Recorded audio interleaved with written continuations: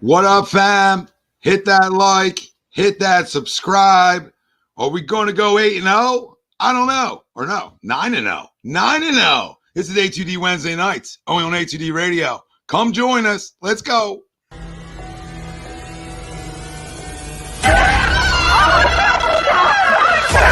Let's go.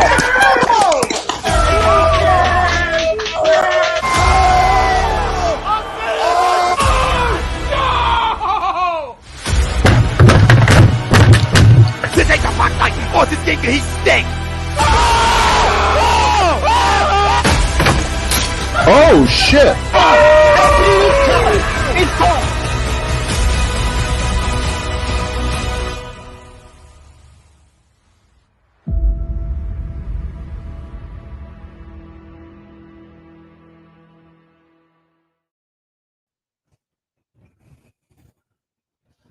Welcome in, everybody. This is A2D Wednesday nights, only on A2D Radio. Every Wednesday, we are brought to you by FanUp, and FanUp is the best way to enjoy fantasy sports, daily NFL contests, and more. Win great prizes. Sign up today. Use our promo code A2D for $50 right at sign up. You can download FanUp right on the Apple Store. Go do it. It's so interactive. You're going to love it. And you get $50. I mean, you get a little walking around money to start off your little gambling situation. So go do it. Go download FanUp right on the Apple Store. You're going to love it. As always, Frank Vespi, Greg Milwakovic, Ralph Del Vecchio, Ryan Brodo. I'm Tom Arnone. Everybody out there, welcome in. We got a lot to talk about tonight. At the end of the show, we do it weekly. We'll give you our locks of the week, NFL Week 10 predictions. So we do it both at the same time. We run through the whole slate of games. We give you every pick of every game, but then we give you some locks. We give you some walking around money. So come stay for that at the end of the show. NFL 2022 season midterms. So we'll go through it. We'll grade everybody out. Where does everybody stand? What are our power rankings? So that's going to be a fun time. The NFL is so weird this year, but we'll talk about that throughout the show. Eagles football is back. We had a little hiatus since last Thursday, and we actually get an extra day to wait, right? So they couldn't help us with the Phillies, right? And us play like Sunday after the loss, or maybe this Sunday. No, we got to wait an extra day, but that extra day gives us Monday Night Football, and that's going to tie in to our main topic at hand, and that's Eagles Commanders preview, right into our poll question, which is brought to you by Baggio's Bread, and they're located right in Mount Laurel, New Jersey. The home of the best stuffed breads, tomato pies, sandwiches, cutlets, meatballs. You mentioned HUD Radio, you get 10% off your in-store purchase. Go check out Baggio's Bread. Tell them HUD sent you. Get 10% off. Listen, inflation's a real thing. So anytime you can get a little 10% off of something, go take advantage of it. Our poll question for tonight is the Philadelphia Eagles will improve to 9-0 after a win over the Commanders on Monday Night Football. Do you agree or disagree? Let us know. Facebook, YouTube, Twitter. That's where we're live. Everywhere you get your podcasts, we're there as well. Hit the like, hit the subscribe, hit the follow, and most importantly, comment in tonight. Tune in. You know how we operate here. We read off everything. It's about you. It's about the fans, the voice of the people. We're here, baby. Listen, people are going to say this is probably an easy poll question. Like, oh, I agree. I agree. We talk about divisional games, right? They're tough. They're always difficult. And if you really think this football team is going 17-0, I think that's hard to ask. And I know a lot of people out there, the Dial's doing it, and I hear it all over the place. Are the Eagles going undefeated this season? Who gives a rat's ass? I don't care. I don't care if they go 17-0. I don't care if they go 13-4. I don't care if they go 12-5. All those things are great records. What I care about is how you finish, and not finish the regular season. I care about how you finish in the postseason. That's the most important thing here. So going 17-0 means nothing to me. Going 9-0 would feel good, right? I want to beat the Commanders, obviously. Okay, but they expect us to win every week, I think, is foolish in a way too. And we're asking for a little bit too much. So let's go week to week here, and that's what we're doing right now. And I'm going to agree because we're the better football team. Now, the reason I agree is because we're at home. I felt like if we were going there, this would be a little bit more of a difficult game, even though we went there and won already. But at this point of the season, I think they're better than they were early on in the year. Obviously, anytime you take Carson off your football team for a minute and put him down on the bench, it makes you better. So I think they're a little bit better. I still don't think they're good. Their defense is tough. We talked about that early on in the year. but we're really good and we're really talented. And I don't think this is the week where we cough one up just because it's divisional, right? I think divisional games you get locked in for, but the other side of it, so do they, right? I do think it's going to be a tough game. We're going to give our predictions, our offensive, defensive players of the game once we all go through the poll question, and a chance for the family to win $100, right? $100, a little Venmo to you. You got to nail the score prediction. Nobody's done it yet this year. Nail the score prediction, and your tiebreaker is offensive, defensive player of the game. We'll get into here in a little bit, but I agree. We're too talented. They are definitely better. You know, you saw what they did with Minnesota this week. They pretty much coughed that game up in a way, too, to Minnesota. But it just shows you this league. This league's a week-to-week league. It's an ebb and flow league. Anybody can beat anybody. Like, the Buffalo Bills were 10.5-point favorites when that line came out versus the Jets last week. 10.5-point favorites. I saw that. It was at MetLife. I personally put $200 on the Jets. And people are like, are you crazy? No, because they're a damn good defense, and it's a divisional game. And in divisional games, anything can happen. Now, the Jets are better than Washington, right? But it just shows you, as good as Buffalo is, it's a week-to-week league. And teams get up. You turn the football over, you can lose a game that quick. So as long as the Eagles don't turn the football over, right, and continue to go on that side of it where they win the turnover battle, they're going to win again. But the problem is, if we don't win the turnover battle, is this defense really good enough? Because that's my only concern about this defense is their turnover margin is really good. Really good. Well, what happens when you stop taking the football away? Because there's going to be weeks where you don't take it away. Maybe even in the postseason. You mean our defense? Our defense, yeah. Okay. I was just trying to. Yep. We take the football away a ton, right? We're not used to saying that here. That's why you asked the question, Greg. Right? Because we're not used to it, right? So, but that's what we've been elite at that. We've really been elite at that. But what happens come playoff time? And I don't want to fast forward. I'm just talking week to week and playoffs when you don't take the football away. Are you good enough to get off the field on third down? Because, even Houston, they ran the ball down our throat. And it's a little scarier run defense. And part of it, to me, I'm going to continue to point it out, even though people don't want to hear it. Jonathan Gannon really doesn't make adjustments. They've relied on taking the football away, and they've done a tremendous job of it. Talent always wins. So as long as we don't turn the football over and not even take the ball away, like we can go 0-0 and win this football game. We just can't lose the turnover battle. Sure. Like we can't turn it over twice, because that's where I think, Monday Night Football, maybe Washington upset you. So I agree. Everybody out there, David, completely agree with that. Run defense is a big time concern. Yeah, with Jordan Davis or without Jordan Davis, it's still a concern. And Jonathan Gannon's got to fix that. He's got to absolutely fix that. And hopefully in a mini bye week like we had right here, maybe he can get fixed. And Marcus is spot on too, right? Our tackling has been atrocious. But we've bailed ourselves out. And that's what good football teams do. Yep. You're not tackling well. You're getting the ball ran down your throat a little bit, but you take the football away and it makes up for it and it covers up your mistakes. And guess what? That's also okay. But you got to tackle better. You got to have a better run defense, because that's what worries me, not only throughout the season, but come postseason. So that's my little rant.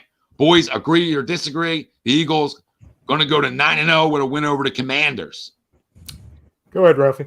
I'll go agree for this as well. Is Carson playing this week, or is he still out? No, he's going. He is still out. He should never play again. He's going. He could be a healthy scratch. It might be better. Because Heinicke's still Heinicke. Like you said, Tommy, they blew that lead last week to Minnesota. They should have won that game against Minnesota, and they blew that lead. But I think Monday night at home at the Link, even though Carson's not playing, I would expect our guys to be up and ready, and our fans to be ready for this as well. I just think we're the better football team, top to bottom. I just think we walk in, we handle our business at home, and we come out 9-0. I just think the better football team is us. So I'll go agree. But I think every divisional game is very, very, very, very tough. Very tough, and it's always a close game. It's never a stress-free game when it comes to divisional games. So I expect this game to be very close coming towards the end. Yep, good points, Ralphie. I don't think we blow them out like we did earlier in the season. There's no shot that happens again. No, and do we care? If you watch football long enough, you know mostly divisional games are 3 to 6 points at the end of it. And do you care, Ralph? To your No. point, like, do we care if we blow them out? Because everybody says, right, if you take the W to the locker room, that's all that matters, right, at the end of the day. I'll win. If I win a football game 2-0 and I still take the W to the locker room, I'm fine with it. I'm cool. It's a W at the end of the day. It's weird because, like, I've seen two extreme sides of this, through, obviously since they played last Thursday against the Texans. You're either seeing people say, like, I'll just put T.I.'s comment on there. We're going to whip them into selling the team, predict them blowout. And I nobody would call that idiotic. Would be like, yeah, we're a far better team. It's the Commanders. Taylor Heinicke might be better than Wentz, but really, is that saying much? Probably not. Or you're seeing kind of what we've been talking about so far, you, Tom, you, Ralphie, and I would agree to it as well, to where it's a divisional game. Things even out every once in a while. And I'll just bring up the same thing I said a second ago. It's you're playing a quarterback. Yeah, Taylor Heinicke's not great. I don't even know if he's good. But at least he knows where he's at in the pocket. At least he knows to get rid of the football. And I think you're facing a little bit healthier of a Commanders team than you did. What was that, in week 4, I believe? Week 3, Yeah. week 4? So the other thing I'm seeing throughout the fan base, and I don't necessarily want to say I disagree with it because this happens when you're an 8-0 football team, but I've been seeing the sentiment the last couple of weeks like, oh, the Eagles are due for a clunker. They're due for a clunker. And yeah, like when you're an 8-0, undefeated football team, like, yeah, you're obviously going to be due because all you've seen so far is wins. But my argument to that is, okay, so haven't we already seen some clunkers in this season? Like, I could argue, while our attention was mostly to that Phillies game last Thursday, just using our eyes, it was kind of a clunker against the Texans. I mean, Dameon Pierce is still running. He still hasn't been tackled. Mm-hmm. And also, Mailata and Lang didn't play great. Like, that was probably one of our worst offensive line type games when they're all fully healthy. Yeah, they're the best one-win team in football, too. Yeah, they're just great. Yeah. They're it's tough. I don't want to call them gritty, but they're just, I don't know. They've got some good talent at places where it's like, oh my God, they can actually play here. And then everywhere else, it's like, oh, okay, they're a one-win football team. Yeah. Yeah, their offense. But also you got to factor that, you're coming off a game against Pittsburgh, 4 days rest. So that kind of played a factor into it. Sure. And then I looked before, like, okay, I think the epitome of all clunkers was that 20-17 victory against the Cardinals, where it's kind of like, Kyler Murray, if you don't slide a yard too early, we're probably looking at overtime on the road. So, listen, I think we would all agree that Steelers victory a couple weeks ago was by far our most complete football game. But that's also, it's like, what is that saying? Because you've clearly played good enough to win the other 8 games or the other 7 games in addition to that. I see this being a game where, we're all texting each other being like, oh, that got weird for a second. Like, really? Like, we were sweating that for a second, huh? But we're looking up at the scoreboard and we won by like 7, right? But it got weird. You know what I'm saying? Because we've had those quarters where, like, against Dallas when we were all watching, Tom, in the third quarter, it's like, oh, okay, this is kind of strange. Like, this isn't great. But then you end up winning in the fourth quarter going away. It's a divisional game. I'm not going to go into it saying that we're going to win by 30, but what matters most is that we come out with the victory, and I see that happening for many reasons, which we'll get to. Greg? Yeah, I also agree. And kind of, Ryan, you hit on kind of the point I was going to make as well, is you're coming off of, a fairly bad performance, albeit in a win on Thursday night, right? You get a little bit of extra rest after, as Frank mentioned, the short week leading up to that. And, I in a pseudo type of bye situation, right? And I think you get a lot answered. I agree to Tommy's original point too. If this is on the road, I probably disagree, right? I probably disagree and probably go Washington just because of the home team. But we're home. We are the better team, and we're going to come back and bounce back off of a lackluster performance. Getting the W is all that matters, but, coaches, you had the extra time to work through those issues, hopefully, and we're able to correct that slow start, that sketchy start. Because the one thing that was positive about Thursday night is, hey, we scored a touchdown in every quarter, right? We can't say that about all things all year, right? You know what I mean? But so there was some definite positives, and then at the end of the game, you still end up winning by, 9-10 points anyway, so it wasn't really close at the end. But I think they're going to look at that game. They're going to come in prepared. It's home. all of Philly's probably fired up for something good to happen after the week that we've had from fan standpoint. So absolutely, I agree. I do think it will be a close game, probably touchdown or less, when it comes down to it. Real quick about the clunker, like people were saying, where I said, like people were saying, like, oh, they're due for a clunker. I'm not even gonna say they're due for a clunker. Like they're due for a loss. I think that's that's fair to say. Like not just because you lose a game, I don't consider it necessarily a clunker when you're 8-0, right? If you're at this point 4-4, like and you go lose a game, okay, that becomes a clunker. When you're 8-0, there's no such thing as a clunker. Like there isn't. There's like, okay, I'm due at some point to lose a football game. And that's just fair. I mean, we're going to overreact when it happens. Our chats are going to overreact. People are going to act like we're going to want somebody to get fired. Yeah. It's just because it's like you can't expect it. Like you just can't. Like every week you think they're going to come out and play their best football. I mean, I'm not even going to say they've had any clunkers throughout the year because they haven't. They win football games. If you're winning football games, there's no such thing as a clunker or you not playing well. So people can miss me like, oh, Thursday wasn't like their best football. You went to somebody else's place on a short week and beat them. That game never felt like it wasn't in hand. So as long as the game never feels like it's not in hand, is that really a clunker? No, that's a win. That's what good football teams do. I mean, listen, the people that say that don't watch the NFL. They just watch the Eagles. That's where people get misguided. If you watch the league and you actually have a red zone channel and you tune in a little bit, you're going to see what this league is. This league is a bunch of dog fights. It really is. Once in a while, you get your blowouts, right? Where teams don't show up and somebody rolls their ass, right? But the majority of these games are pretty close. They really are. So people can miss me with like, oh, like we didn't play well this week or we didn't play well that week. Kiss my ass. Because if you're winning football games, you played pretty well. You played pretty well. You think they're going to be perfect? You think they're going to score 20 points a quarter? Like, people think it's Madden on easy. Like, the other team's getting paid. The NFL wants their product to be equal. This is what they want. They don't want teams here or teams here. They want everybody almost the same. That's why there's a salary cap. Okay, that's why they build it this way. That's why you only guarantees your guaranteed money, right? They built this league for this. They built this league for the ebb and flow. They built this league for the sports books. You understand? That's what they built it for. Because the gambling sites clean up off the NFL. Because week to week, you don't know who's going to come to play and who's not. And the fact that we're 8-0 tells me, listen, do we remember every game? No, we know we won 8 fucking straight football games. That's all that matters. That's all that matters. I don't care if it was pretty. I don't give a shit. I care about winning. So would you rather be 6-2, but you have some big time blowouts in there? No, because you still lost 2 football games.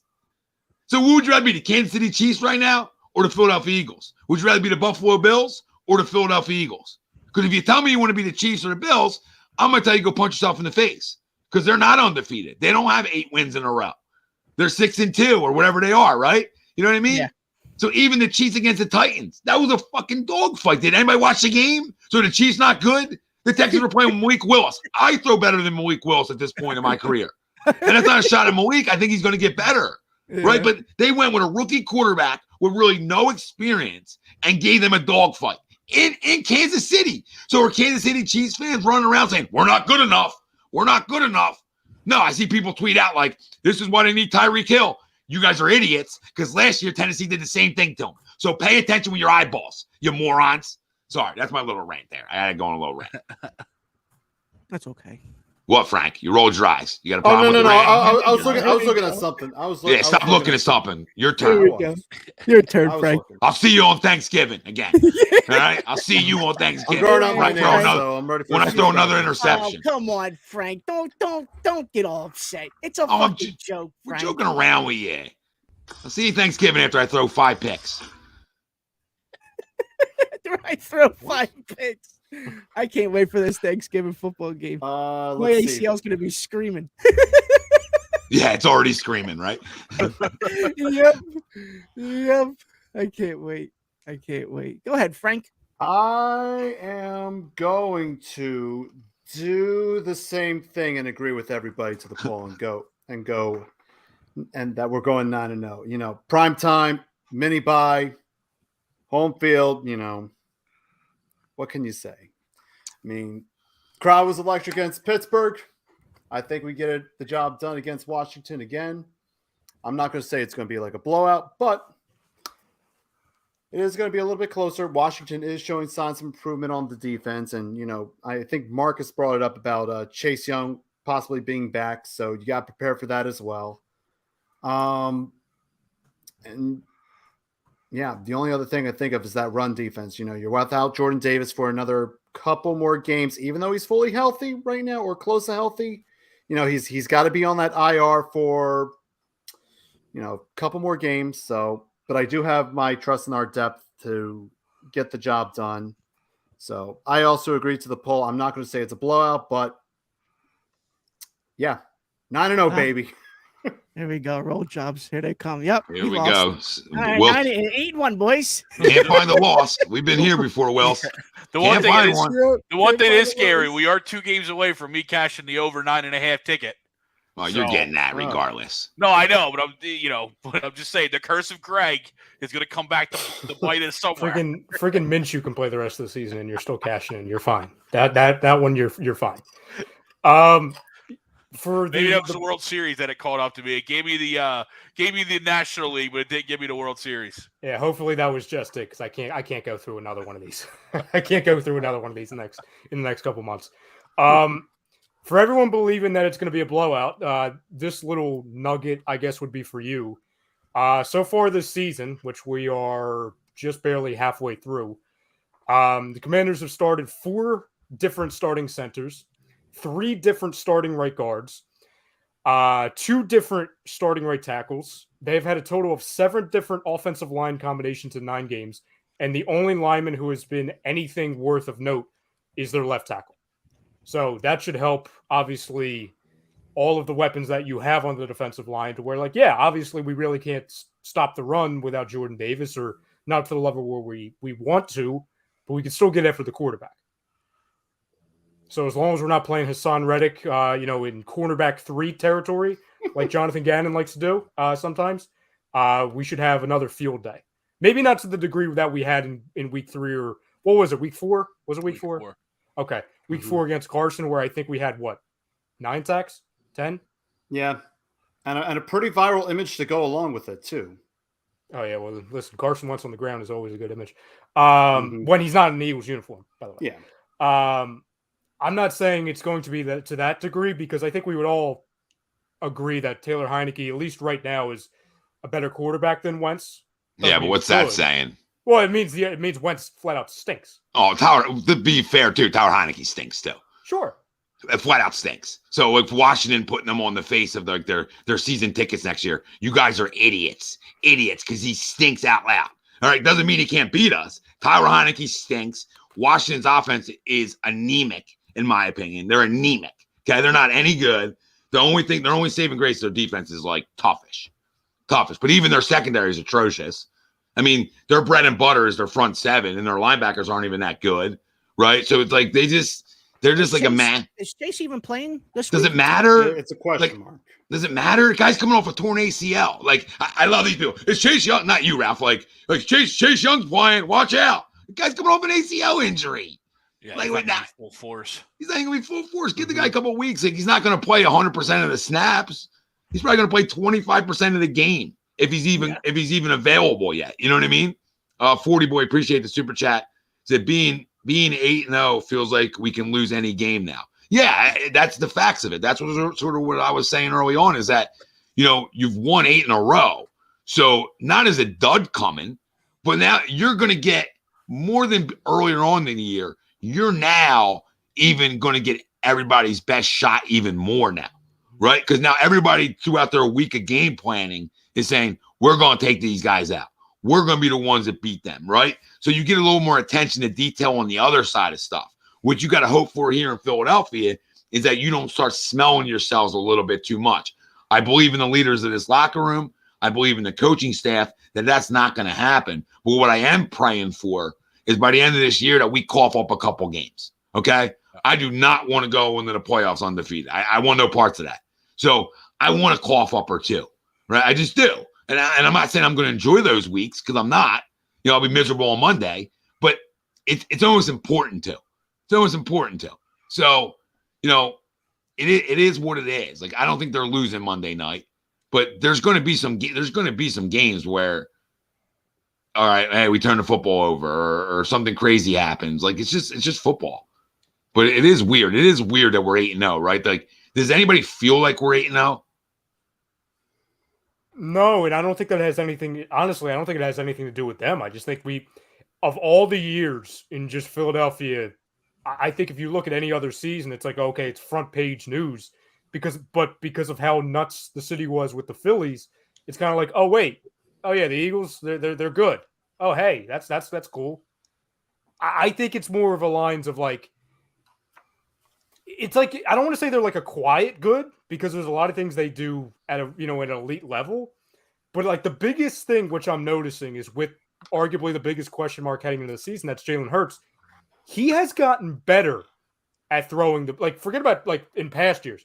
He has improved every single week for the most part at throwing the football, and each week he looks more and more comfortable. It's almost like a foregone conclusion now for most people, regardless of if we had question marks or not. Like, oh yeah, Jalen Hurts is just going to play well today. Like that, we don't even talk about that anymore. And that was like, for justified reasons, our number one question mark for every game the past 2 seasons. Like, what Jalen Hurts are you going to get? Are we going to be able to get him to actually look downfield? He's doing all of that and more. Well, let me ask you guys a question. How many wins did you have for him this year, Rye? I had 11. Ralph? I had 10. Greg? Yeah, I didn't. I had a ticket for over 9.5, so I think it was around 10 though when I actually looked at it. Frank? Oh, geez, I don't even remember. I'm going to You say had 10, I had Frank. them Frank, at. you had 10. I had 10? Yeah. What did I have? 12? 11? Yeah, you had 11, 12. 11, 12. Yeah. 12? Okay. So my point with all this is we all had them having good records for the most part.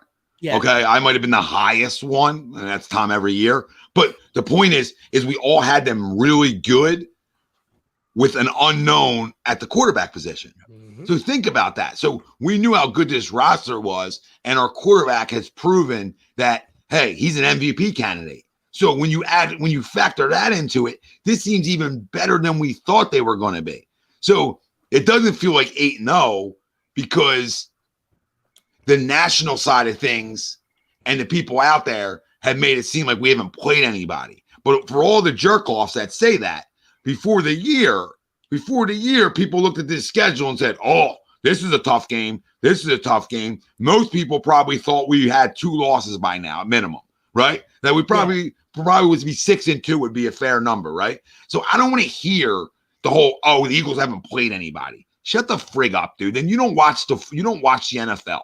Like, this isn't you're not Alabama opening up the year with cupcakes. You understand? Where like you're paying somebody $3 million to go kick their doors in, right? It's not how it works. This is pro sports. So you play who you play, and that's not a cop out. That's the facts of the matter.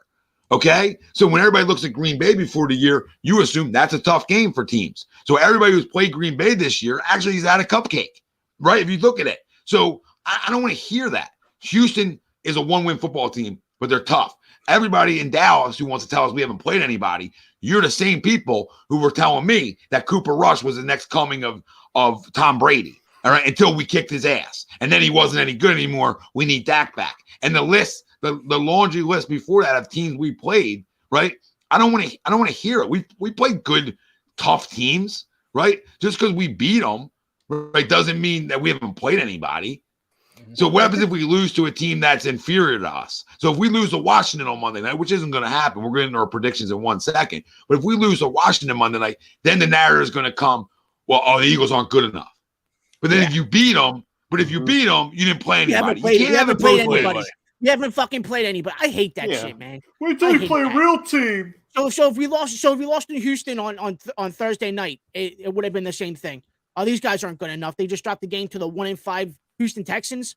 Come on, give me a break. But then we beat them, and it's all of a sudden that we, look at your schedule. It's a cakewalk. You're playing against this quarterback, and these guys are banged up. Dude, I don't care who you made the schedule up. The NFL made the schedule up. It's not like we're picking teams against college football, and we're playing freaking. Yeah, it's not our fault that our opponents are playing like booty. Like, it's not our fault. Well, the other thing too, there's two quick things with this. It's One, the NFL. It's literally the NFL. If when people go to the schedule thing, that tells me, and I think it should tell all of us, like, okay, you have nothing else to really pick out with either your team or the team that you're trying to, criticize. You know what I'm saying? Like, if we're going to the schedule thing, that means, okay, everything else is so good, you can't even remotely point that into a criticism. The second thing is, if people want to actually like dissect a schedule, which we've talked about numerous times, whether you want to do it in freaking June when the schedule comes out, or when it's kind of fresh in people's minds where we don't know what the rosters are, before the year or like halfway through, kind of doing hindsight 2020, it's an extremely lazy narrative because people want to talk about, oh, well, after 10 weeks, here's all the records of everybody who played. And it's like, sure, but that's only half the story. Look at what their records were when you actually played them. Like, what was the morale of the team, both in your own building and the opponent you're playing? What was the morale for them in that week? And when people actually look at that, instead of obsessing over like, oh, okay, you played 8 out of 9 bad teams or 7 out of 8 bad teams. It's like, no, if you actually go back and look at it, everything's on tape, everything's formatted, everything's a document. We were looking at it to where, oh, okay, the Vikings, they're pretty damn good. Pretty damn good. They're 7-1. So everybody, we don't play anybody. They're 7-1. They're the second best team in the NFC. And we beat them 24-7. We beat them 24-7. I don't want to hear Kirk Cousins Monday night. I don't want to hear, or Sunday night, whatever night it was. I don't want to hear none of that. You beat the second best teams win-loss wise in the NFC handily.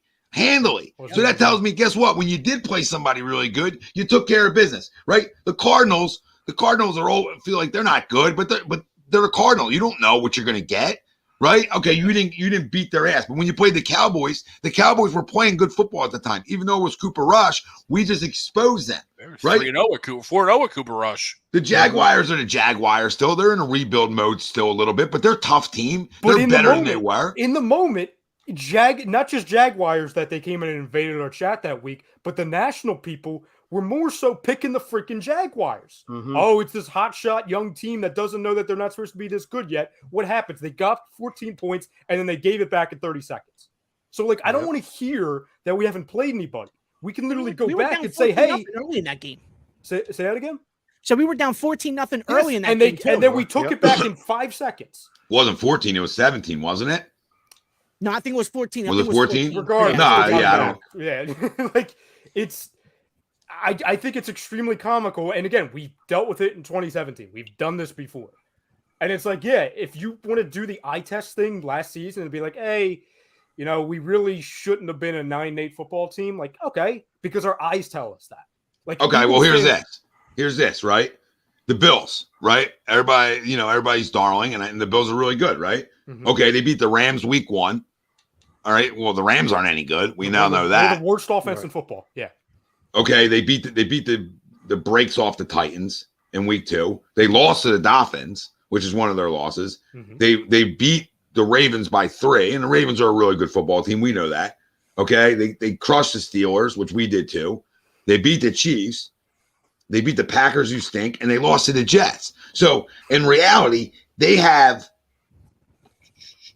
1, 2 signature wins out of their 6 wins. Right, 2 signature essentially wins. This was a webcam. Sorry.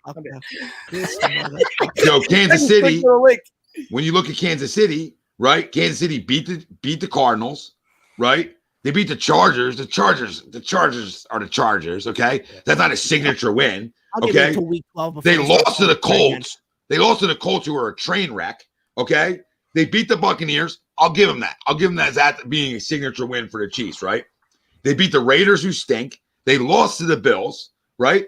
They beat the Niners. I'll give you that signature win, even though I'm not like sold on the Niners being that great. And they squeaked through the Titans the other night. So in reality, when you look at the Chiefs, they have maybe 1, maybe 2 signature wins, maybe, where we have, you can argue, we have the best signature win out of all those teams, unless you count Buffalo beating Kansas City. Okay, so Buffalo beating Kansas City is the biggest signature win. I'll give them that, right? Because we know Kansas City deep down is better than Minnesota. But in reality, if you look at records around the league, we have the biggest signature win out of everybody. And not just beat them, we beat them up. And I don't care where the game's played at. I don't give a shit. I'm so sick of strength of schedule. This is not college fucking football. This is the NFL where everybody's at the highest level. Everybody's getting paid a lot of money. All right. You have the best of the best, right? And it's an ebb and flow league. And the league wants it to be everybody on an equal playing field. So we essentially have the best win out of the two other best teams maybe in football, which is Buffalo and Kansas City, right? So you look at we could go through this whole thing. Dolphins are another example. They're a really good football team. They have losses. They have signature wins, right? Everybody does. I'm just so sick of it. Don't tell me the Eagles haven't played anybody.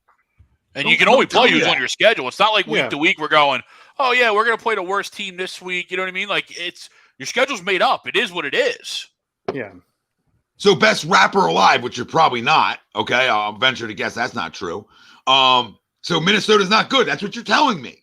So you're an idiot. So you just came in a chat, said that out loud to yourself. Now what I want you to go do is put your head in the bathtub and don't come back up. And maybe plug something in and throw it in, like maybe a toaster, and dump it in the tub with you. Because you're an idiot. You're an idiot. No, he should just end it. He should night. Go away. No, because you're stupid. You're stupid. It's ridiculous.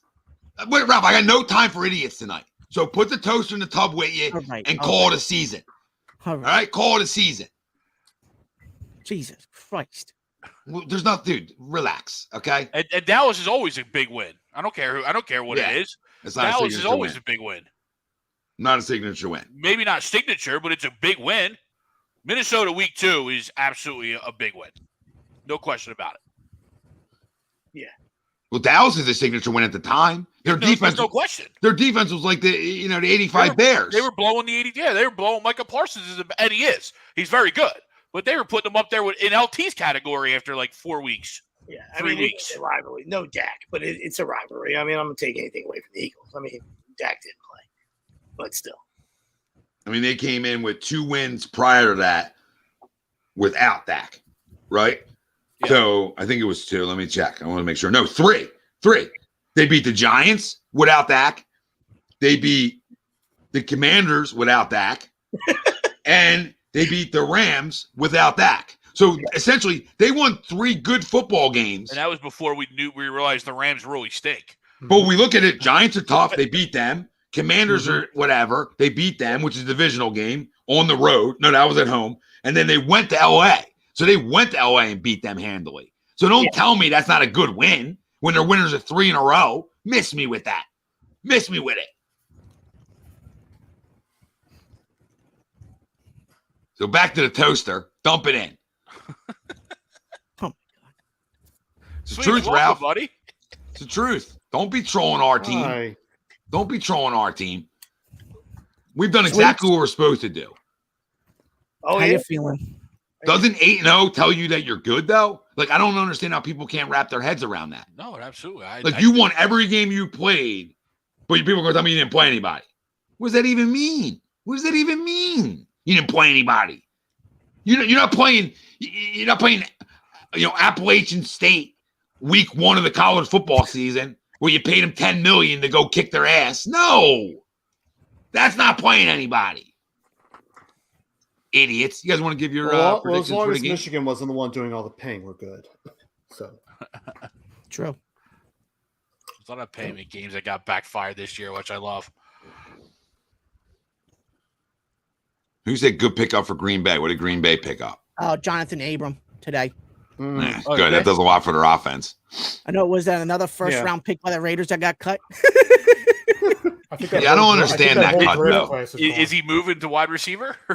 No idea. I just don't understand that cut. I don't understand. I think 116 tackles last year. There's got to be more to it. There's got to be something more. Don't make any sense, Ralph. Like, it's just he's a pretty good player, man. Yeah. Like, I don't understand. Like, I guess they're just trying to go with the trend. Hey, let's just keep releasing first rounders. It don't make any Let's get rid of all the Mike Mayock guys. You know what I mean? Well, he's the one that actually got right. Yeah, he's the first. He had 116 tackles last year playing safety. Cleveland Farrell definitely is not good. No, you want to talk about a reach of the decade? That might be the reach of the decade right there.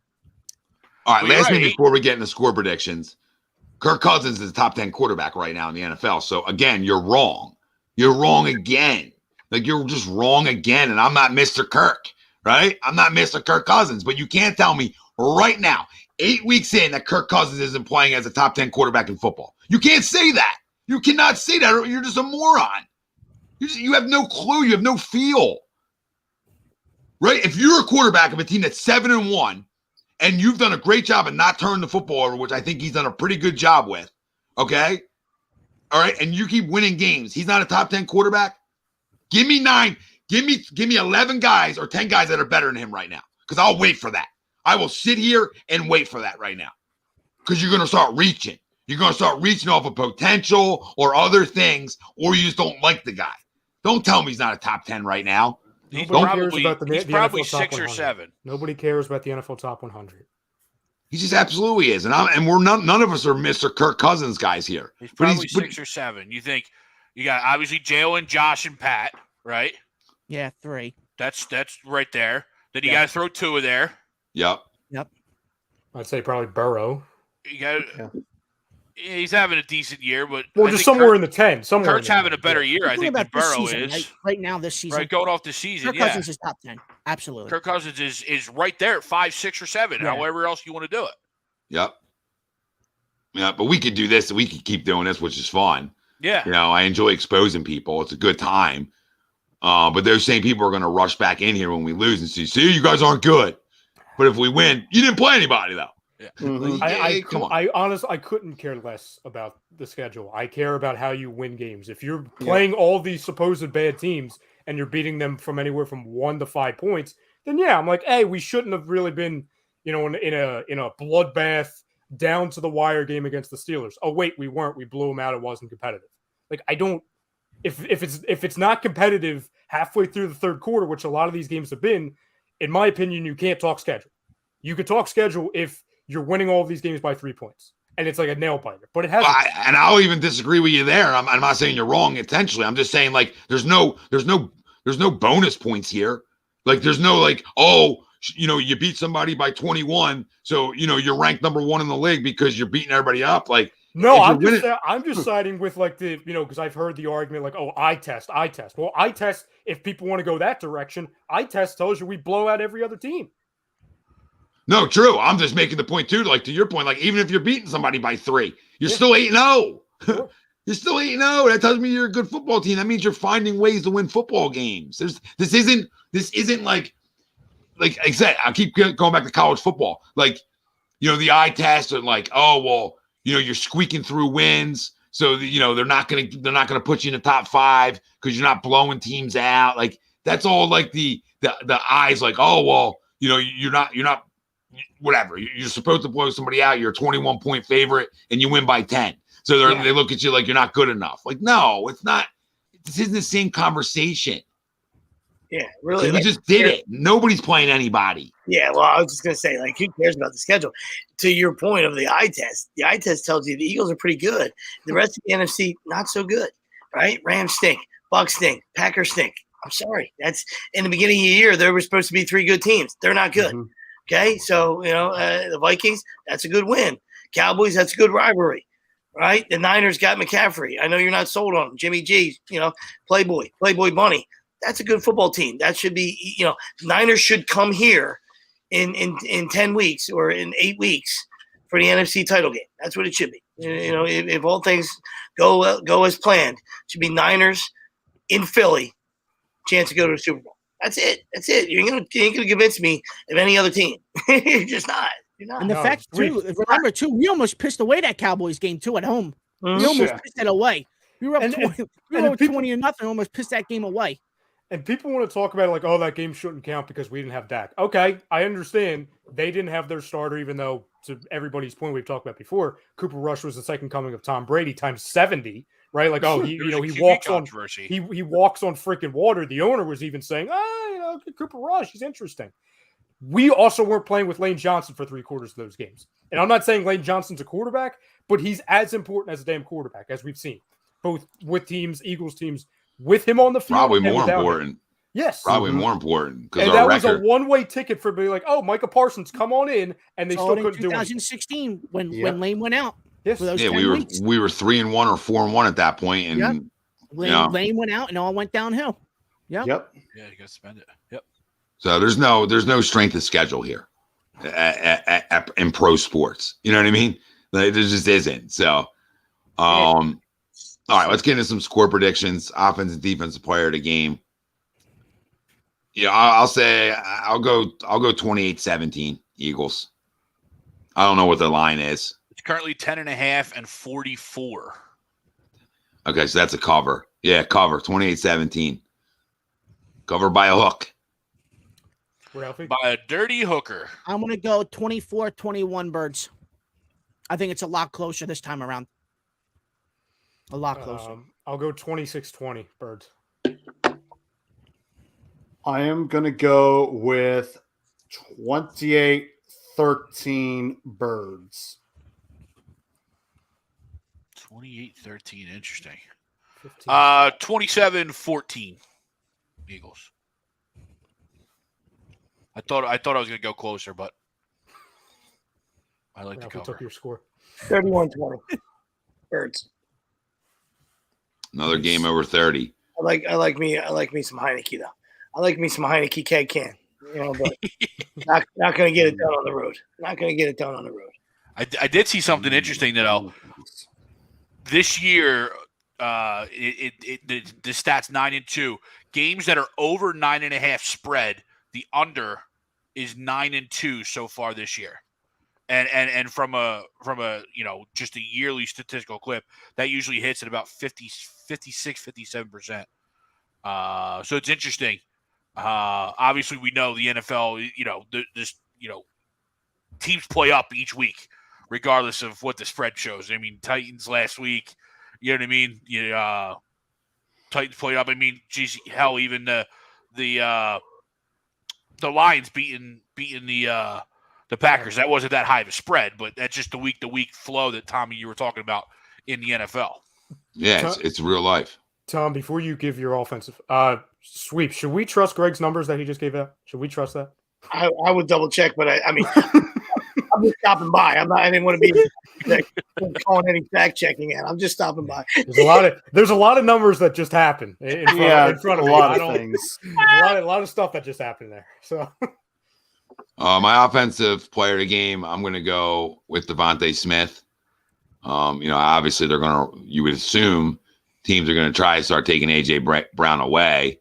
I do believe that they want to get him involved and want him to get him the football a little bit more. So I'm going to go Devontae. I think he goes over 100 with a touch. Ralphie, don't you do it? Okay. I'll go Dallas Goedert again this week. Thank you. I'll go Dallas Goedert. Give me 2 touchies. Best tight end in the NFC if you Yes, go by sir. numbers. Yep. Definitely is. Great fantasy guy too. Great fantasy. I will go with AJ. I hear you, Tom. They're going to try and slow him down, but I don't think it's going to work. I'm not going to go with the 3 touchdown game from a few weeks ago, but say he gets in the end zone. I'll say he has like 110. Yeah, I just don't know if the guy's going to have 2,000 yards receiving. So he might. He's playing out of his mind. You would assume Ron Rivera would try to attempt to blanket him a little bit more, but you say that, and great players find ways to get open anyway. So, but I just feel like they want to feed the other guy, right? I think Nick Sirianni is a big players coach too, and it's almost like playing Madden, and you're playing a Madden season. You're like, oh man, this guy doesn't have enough yards. I got to get this guy some touches, right? I got to find ways to get this guy to football. And I feel like Nick's like us like that, where it's like, let me get number 6 some touchies. Like I can see them both going over 100 because their secondary is anemic. So I wouldn't be surprised if they both went over 100 too.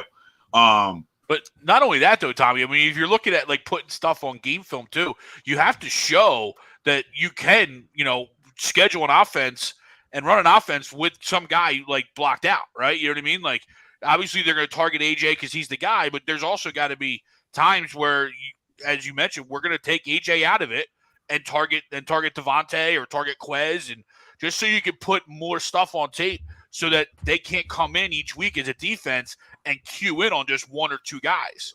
So not only do I agree with you that he's a player's coach and wants to get these guys involved and keep everybody happy, but I think it's all also from a strategic standpoint as well. Yeah, and really I'm looking at this too. Devontae, when you look at the trends, to your point, Tom, with like, oh, we haven't seen him in a couple of weeks, let's get him involved, especially early. It all points to Devontae because obviously you had Dallas last week, you had AJ the week before. You know, in the last 3 games for Devontae, now it's funny because if we look in past years with wide receivers, it's like, oh, that's actually a good week. Now, when you look at what AJ Brown has done throughout the year and Devontae for certain games, especially in week 3 and week 5, you're looking at the last 3 weeks where he went 5 for 44, 5 for 23, and then just 2 for 22. It's like, oh, okay, you got to get him the football. That's 3 weeks where he's kind of been, a little hibernating over there. And that's not even necessarily his fault. Say that again? No, I'm just like, he's only had 2 weeks where he's had over double-digit targets. And the 1 week was Washington, where he had 12 targets, 8 receptions, 169 yards, and a touchdown. Right, and the other week he had over double-digit targets was against Arizona, and he had 11 targets, 10 receptions, 87 yards. So I mean, he hasn't got targeted enough either. The next biggest target would be the Pittsburgh game. He was targeted 8 times, 5 catches, and then the one before that, which is the last one that really matters here, is the Minnesota game, 7 targets, 7 receptions, 80 yards. So.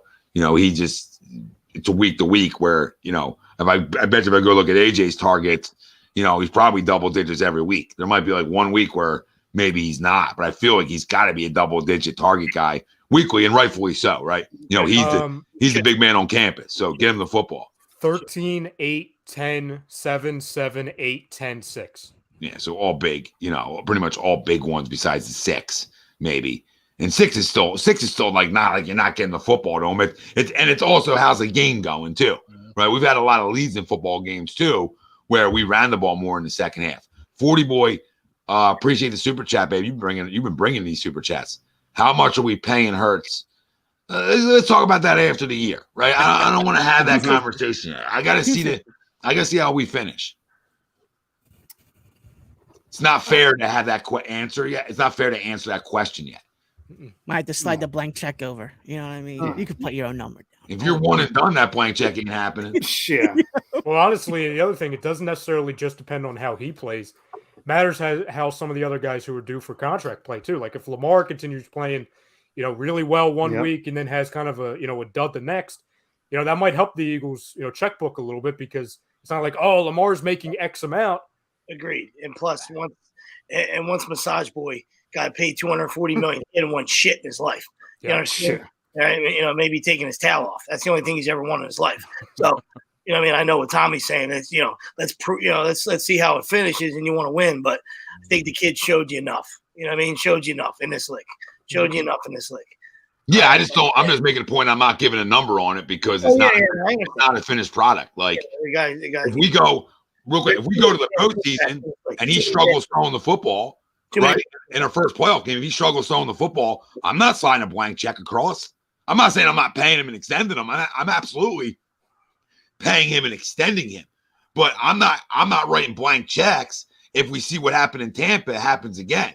Right? I'm not saying it's going to happen. That's why I'm just not having. It's like, have the conversation when the season's over. Like we're not allowed to sign him now. So it's almost a conversation that's a moot point. We all are going to sit on this panel and say Jalen Hurts is our quarterback of the future, no matter how this season goes, right? Nobody's going to disagree with that. But like, it's not my job, 40 boy. This is a cop out. It's not my job to dictate what Jalen Hurts should get paid. I don't know. They're going to hold things against him too in that meeting too. Remember something, right? You want to go to Carolina? You want to leave for a little bit more money? And you want to go to a train wreck organization? Because the one thing the Eagles have shown over years is, right, they're a good place for quarterbacks.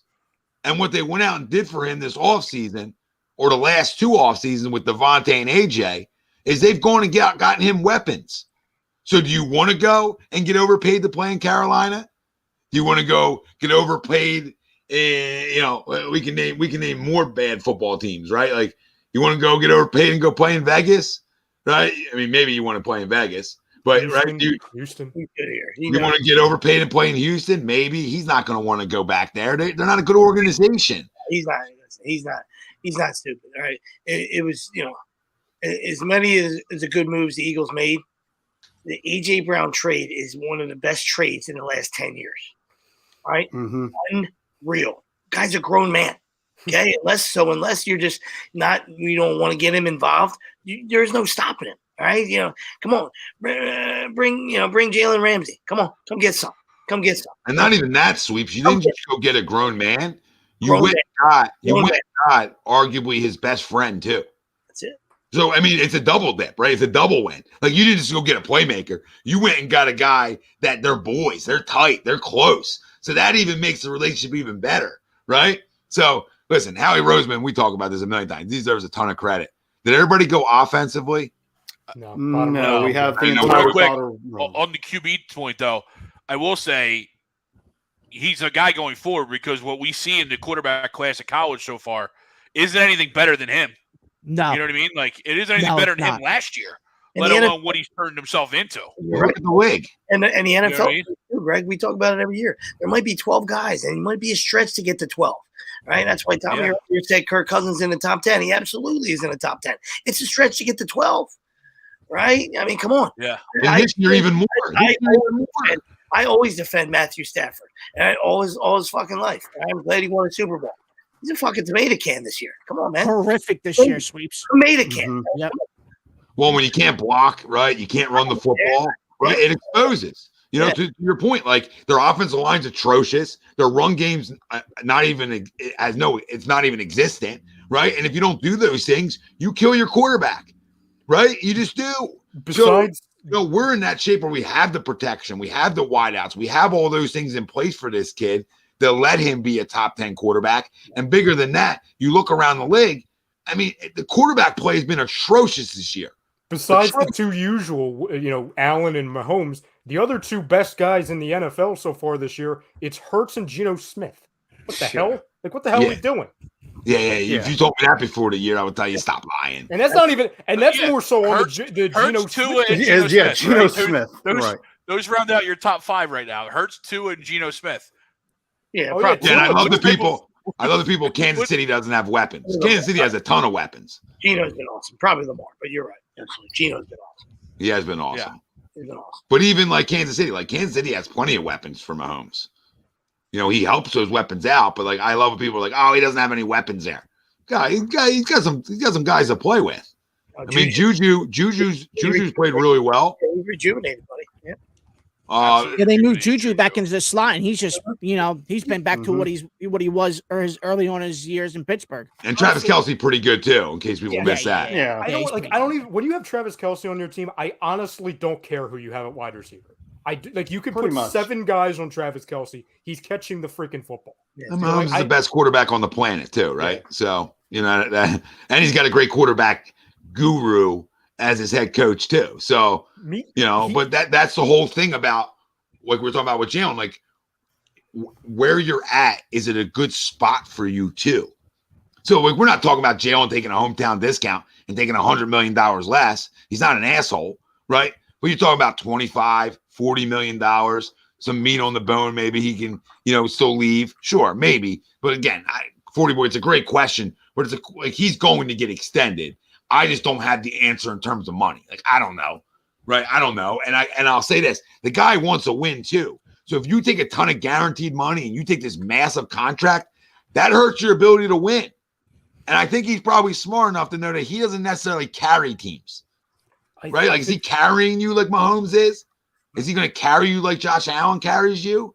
I don't know. Maybe he does. You know what I'm saying? I don't know. I don't have that crystal ball, but he's very freaking good. He's shown he's a stud, and there's no reason not to extend him. I just don't have the answer in terms of dollars and cents. This contract thing is going to end up, in my opinion, being a non-story because of how the organization and most of all Jalen Hurts handles it.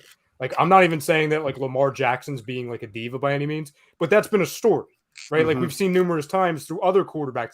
Hell, even Kirk Cousins' contract years ago. was a story.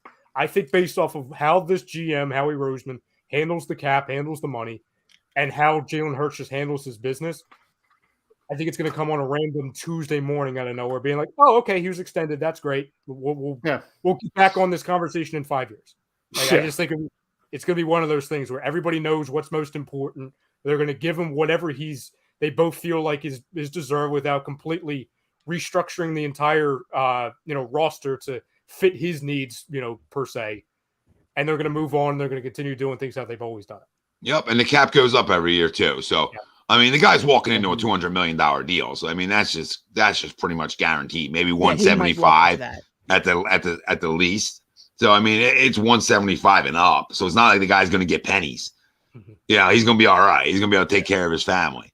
No one's going to feel sorry for him. All right, guys on the bottom, give us your offense players a game. We get off track sometimes here. Jonas, thanks, brother. Appreciate that. For me, I'm going to go with the Alfred to the Batman. Give me Jalen Hurts on this one. Like it. Give me Miles Sanders. I can hear Chuck's tweet out more. Everybody's wrong. Devontae Smith's due for a good week. Jonas, thank you, brother. We appreciate it. 100K over on Facebook is all because of you guys. We thank you all.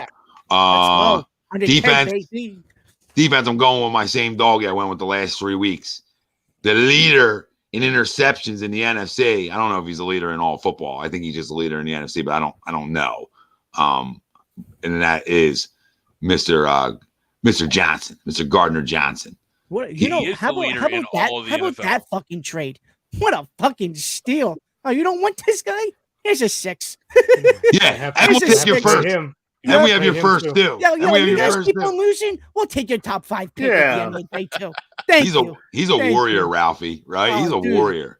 When he came back out the Dallas game when the whole thing with the rest, we were like, oh fuck, here we go. This is when it starts. Came back out, got the game winning pick. Yep, I might fucking buy a jersey next week. When you want to buy a jersey. And the guy's also due for a contract as well. So. Well, yeah, and he's playing like he's gonna earn it. When you talk about guys that are due for a contract playing out of their skin right now, you obviously look at Hurts. You look at, Bradbury's another one, which I'm sure he'll be somebody's player of the game, on here or especially in the chat. Gardner Johnson's another one. You're looking at Hargrave, who's had a really, good stretch of, I think, the last 3 weeks. I look at all that, not to get into another tirade, but when you look at all the guys that are playing extremely well. That's what we're here to do, Rye. That's a good point. And not that this guy I'm about to mention has been playing well. He's been awesome for us. I'm sorry, Miles. I can't pay you. I'm sorry. There's too many. I've got a quarterback to play. I've got a safety. I just traded 2 picks, even though they were completely cheap picks. I got to pay him just see if he continues with the interceptions at this rate. Are you kidding me? Not you. You're right on. You're spot on. Anybody out there paying Miles Sanders is an asshole. And I'm going to tell you why. I told you guys why. You can plug and play running backs when you have a quarterback that can run. Yeah, I can go get a running back in the 3rd round next year. If I draft well, I can go get a guy that can step in and be just as good as Miles is. And that's not a shot at Miles. He's having a great year, right? But at the end of the day, it's just a new NFL. It's just a new NFL now. I can find those guys. Next year, I believe, if you're asking me, I'm drafting a corner. I might even draft 2 in the 1st round next year, right? Because I got 2 older cornerbacks. Darius and Bradbury are getting a little up in age. To be honest, I think Zeke might have been the last running back to drool over, right? In his from 16 from now, right? Oh, so I guess Saquon too. Yeah, Saquon was a year or 2 after Zeke. Yeah. But look at what both of those guys have done, right? Saquon early in his career was hurt, right? So you wasted that pick on a guy that's hurt. And Zeke, after you paid him, hasn't stopped eating Campbell's Chucky Soup. Hasn't done shit. And better. And Tony Pollard's better than him. And he's better than him. And he's better right now. Right fucking now. And Tony's on a cheaper deal. And they can't. And their owner basically said a couple weeks ago, hey, we understand Tony's really good, but we have to play Zeke. You know why we have to pay Zeke? And everybody, even Cowboys fans didn't understand that. Why is he saying we have to pay him? I don't know, because the contract you gave him 2.5 years ago justifies you have to play him because of that contract, you had to get rid of Amari Cooper for, I think, a 6th round pick and like 3 pieces of your defense. Like, that's why because you invested 6 years, and I don't even remember how much money it was, but I think it was like a 6-year contract into a freaking running back that's been hurt. Well, right. And fans are also stupid in a way because those two really do complement each other well. We always talk about it. When you have bruise, and then you have hit, right? Linebackers think I'm going to get punched in the mouth here, and then a guy flies by me. So it knocks guys' timing off just a little bit, right? They complement each other so well. Tony's obviously the bigger threat and the bigger home run hitter, but Zeke's not having like a bad year. Like, I mean, I got to go look at his numbers, but I feel like he's not having like a bad year. It's just not worth his money, right? Makes sense, right? So if you put a gun to my head, forget the running backs for a second. You said, Tom, hypothetical, gun to my head. Who do you give money to at the end of this year? Gardner Johnson or Bradbury? It ain't even a question. It's not even a question who I'm giving money to, and that's Gardner Johnson for 2 reasons. One, he's younger, okay? And 2, he's a ball hawk. So they're the guys that I want to give money to. Bradbury's awesome, but if I had to pick and choose who I'm giving money to, it's definitely Gardner Johnson because of the age and because, listen, Bradbury already got his money, and he stunk when he got it. So I ain't giving you more money so you can stink again because you proved when you got paid, you forgot how to play for a minute. And now you're on a 1-year deal, and look at me, I can play again. It helps, too, when you arguably have a top 5 corner on the other side, too, in Darius Slay. It helps you. He's not covering number 1 guys. That's Darius's job. I'm not saying he never does. I'm just saying it makes your life easier. And Bradbury's had a sensational year, so I'm not taking anything away from him. I'm just saying I'm always going to pay the younger guys when it comes down to it, right? And you guys might agree here, and that's fine. It's agree disagree radio. That's just my thing. And I could look back on 2 years and be completely wrong. Yeah, I mean, James Bradbury, I mean, you're right with obviously the ball hawk and the age thing. Aside from that, you gave up assets to get Gardner Johnson. It was you picked up Bradbury off the street. So it's like, oh, okay, there you go. That's the deciding factor. Yep. They both can play. And James might stay. Yeah, go ahead. Yeah, and James could easily come back. I doubt it because I hear what you're saying with the money thing. I think how much is he getting this year? Anybody know? He's getting like $2 million. Bradbury? Who's this, Bradbury? Yeah. Okay, so if you gave him tread lightly, Greg. yeah, Greg. If you gave him 2 years, I'm going to Spo Track. 2 years, 15 mil, guaranteed. Say you gave him 2 years, 15 mil. He ain't taking that deal. 7.25 for Bradbury. Oh, he's making $7 million. That's not even that bad, though. That's his guarantees and everything. Guarantees, yeah. Okay, so his salary is only $1 million. Yeah, that's a fucking steal. Yeah, that's a steal. Wait, where are we getting the $7 million from then? From the guaranteed everything money. Up. What are you talking about the guaranteed money? If he's making $1 million, how's it get to 7? It's guaranteed signing. There's a signing bonus. Signing bonuses. So he's not making $1 million. He's making $7 million. This is why I do NBA trade machine, not NFL trade machine. So right, 7.25, but his base salary on the cap is only $1 million. Or the cap hits 2 point, but his base salary is $1 million. How does that work? How do you get $7 million guaranteed, but it only hits the cap for $1 million? It's Howie Roseman contract magic. It's how he signing bonus rigs the bonuses. And the different types. But the signing bonus, guys, I'm not fluent on the NFL fucking bullshit. If you're giving somebody guaranteed money, how does that not affect your cap? I'm not arguing with you guys. I'm more confused by it. Because it's pushed back. You can push it back. Push back. There is different cap hits for the next 5 years, 4 years. We can do this another night. $6 million under the table. $6 million under the table. Yeah, like, I feel like is it a duffel bag? Like it doesn't count. Jerry Jones money back in the day. Like here's a little bit of the Pepsi. We're making. No. It's out of the Daryl Morey school of you're getting the $6 million from Fanatics money. You're just getting it from over there. You know what I'm saying? And then he's gonna come out and tell everybody how he took a discount. Yeah. That's and that's coming up next. Yeah. Listen, I mean, both have been sensational. Both are a big reason why our defense has been so good. So I prefer to have both back. I just don't know how you do that. Because you can't sign everybody, but the benefit is you got 2 first-round picks coming up, and you don't need to use it on a quarterback. And there's more needs than just like, oh, we need another corner next year, or we need this. Like we got our offensive line's getting up in age too. Now, granted, we've drafted really well in Juergens and Landon Dickerson, right? But it's not like we don't, even though we're 8-0, we still have some holes around that we can fill. And we'll have plenty of time to talk about this because we're draft junkies when that time comes. But we're in a really good spot, and that's all that matters. Great spot. Miles Sanders is Gene Segura. We appreciate you, but you just don't fit what we're trying to do right now. That's all. Yeah, I'm not giving you 17 million, Gene. Yeah, appreciate you, buddy. And you're not as good as Trey Turner. I'm sorry. Well, I love how everybody says this too. I don't want to get into baseball too much, but everybody's like, well, what if you don't get Trey Turner? Okay, well, Dansby Swanson exists. Xander Bogaerts exists. Well, forget the shortstop for a sec, right? You can still bring Gene back at not 17 million. At not 17 million. You know what I mean? So it's not like just because you don't pick up a guy's option doesn't mean you still can't work out a deal. Same thing with Eflin. Yeah. Like you're not bringing Eflin back in the bullpen at 15 mil. No. I'll put my reputation on this. I'm gonna put my reputation on something right now. There is a 98% chance that Trey Turner isn't. Actually, I'm going to guarantee Trey Turner will be in a Philadelphia Phillies uniform to start spring training. You can book that for two reasons. One, him and Harper boys, and this has now become a little bit of a destination.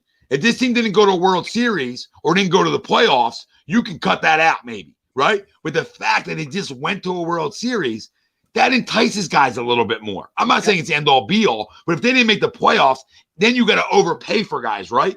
Like you got to say the Yankees are in the running and the Dodgers are in the running, right? Just hypothetically, and they're playoff teams and we're not, then we might have to fork up a little bit more money to make it more enticing for guys. Now, in my opinion, say he gets $300 million hypothetically, right? We don't have to go to 350 to get him. If we go 300, Dodgers go 300, right? Because we went to a World Series and we were a playoff team, you're now not running easier. And Jim Salisbury has been pretty on point every year when it comes to what the Phillies are looking for in the offseason, and he has nailed it. He's nailed it. When they said we're looking for a big arm, they went out and got Zach Wheeler. When they said, hey, they're looking to really find some bats for the lineup. Now, one bat didn't show up in Castellanos, but Schwarber did. He nailed that. Well, now he's saying, hey, they are all in on Trey Turner. So knowing that, he's going to be in Phillies stripes next year, and I'm excited for it. Oh, go ahead. Defense player of the game. We can do Phillies later on. Get excited. I'm with you. Oh, this is my favorite part of the season. Robert, super chat. Dallas sucks. Absolutely. Appreciate you, brother. Go Birds. Thank you. I'll go Brandon Graham for me. Oh, good pick. Thank you. I think anybody on the defensive line this week is probably a really good choice too, right? Mm-hmm. You know, maybe Robert Quinn. I don't know if anybody's going to do that. Oh, you bastard! Sorry, there Greg. you go. There it is. Oh, you went Robert No, I Quinn? was going to go. No. I got to go Gardner Quinn. Johnson until he doesn't pick the ball. No, he went GJ. But I was in my mind. I was like, all right, he played a couple snaps, got 10 days worth of practice and video in. Let's get him dialed up, and get after the Heinicke can. And he does look homeless too. He does look homeless. I thought he was injured when the video of him like walking in. He looked like he was hobbling, and I guess that a veteran of that long, you do kind of hobble midweek after taking out as many battles. Guy walks like Noah Eaton. Guy's 90. Woke up. Ralphie, did you go? No, I'll go Darius Slay, interception this week. He's also a very good player. Yeah, not bad. They're going to make it. There's some top tier analysis. He's a good player. Bradbury, 2 for Tommy. No, I said the guy had a great year. It's unbelievable. I didn't criticize him.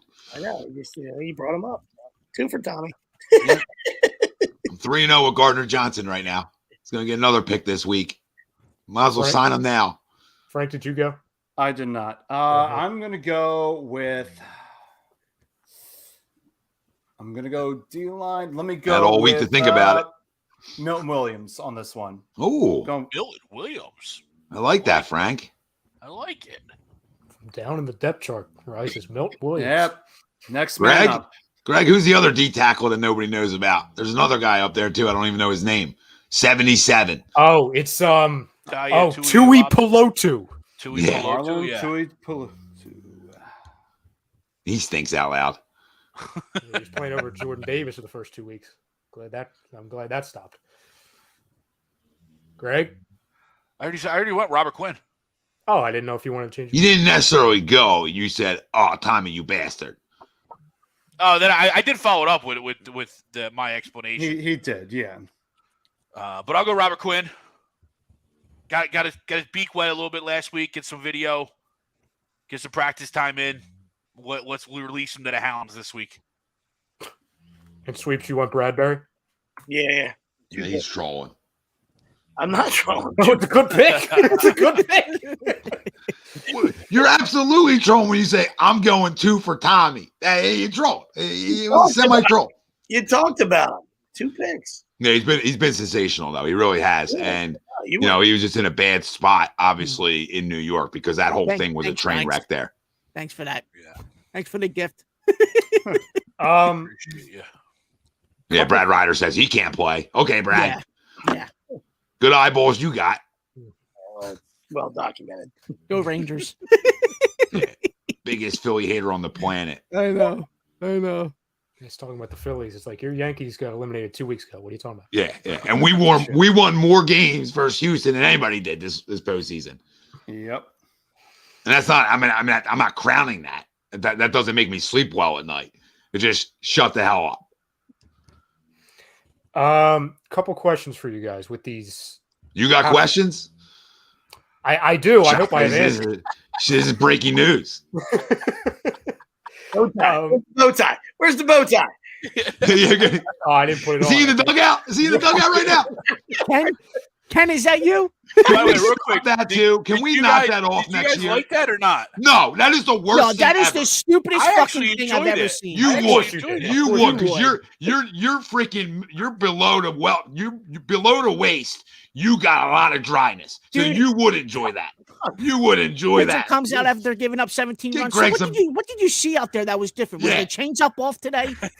Yeah. Was the curveball off? Get Greg some baby powder. I saw He's guys say crazy. no, not right now, and turn it down. So like I did enjoy it in the moment. Can we get a guy that's not a loser though? Like, can I we don't get a guy disagree that there. actually knows baseball? Yeah, I Like, don't disagree there. you bring the biggest nerds in the country to ask questions. Like the questions that are asked are so bad. Like Fox. what were you trying to do with that at bat? What are you? Yeah. I'm trying to hit a baseball.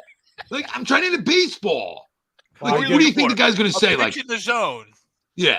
Or they're I going to get it. talk bad about a pitcher, right? Like Yeah. every guy, and credit to all the players they interviewed, Yeah. all would give credit to the other guy. Like he's really good, you know. Yeah, I'm just trying to do my best. Like, Yeah, after game 1. Hey, Harp, what did you say to Alec? Thank you, Sweeps. I Thank you. told him to order number 2 at Pat's. Like, what do you think he said? Like, of course it was baseball related. He's not going to tell you. He asked him in the freaking second inning, like, "Oh yeah, let me know." That way, the freaking Houston or was it Houston or I don't even know. It was probably It was Yeah, it was Yeah. Houston. It was Houston, Lance yeah. McCullers. It It was all- Lance McCullers. it all molded together. It was a lot of stuff. well, right. How about this? How about you just talk to the managers if you want to talk to somebody? Like, if you really want to be in the dugout, just interview the managers. Like, I'm not going to be all up in arms with that. But the players is like weird because it's like these awkward questions, and the same with the pressers afterwards. Like the World Series interview questions were the worst questions of all time. How do these guys have access and the ability to ask the worst questions ever? Like, I would venture to guess there wasn't one good question asked through all 6 games. Not one. Besides, why'd you take Wheeler out? That might be the only real question. The rest of them were all atrocious. They really are. They're softballs. The question that took the cake for me throughout the entire Phillies postseason, I think it was after Harper's home run to send them to the World Series against the Padres, and in that presser, some freaking I don't even know where he was from. It doesn't matter. Asked him, "Does Jason Worth being in the building add any extra fuel to your postseason performance?" And he said, no. Yeah, he looked at him like, no. What the hell does Jason Worth have to do with anything? Like, I love Jason Worth. What is that? Am I missing something? Like, No, and know Harp they were actually boys- sounded like it was it sounded like badmouthed him in a way. Like, nah, it doesn't do anything for me. Yeah, no. I wasn't thinking about Jason Worth during that at bat. Yeah. They're so bad, dude. They're so bad. Somebody asked me the other day, like, do you have press credentials? And I said, no, because I don't want to be around those people. because I'll say something I shouldn't say. Like I'll be like, hold on, can I cut this guy off? What the hell are you asking? Get this guy out of here. We get security. Get him out of here. Oh God. You guys want to do NFL midterms real quick? Sure. Whatever that means. Well, no, that was when I brought up I had questions, and then we got into the Rosenthal. Oh yeah. Do you have questions? Do you have questions, or is that where you're going with it? I have questions. Yeah, I do. Well, what's your questions?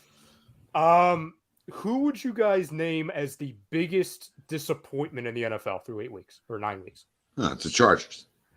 Yeah, Chargers are fucking loaded. Chargers or Broncos, right? Chargers or Broncos. I'd throw the Raiders in there. Yeah, the Raiders. Yeah.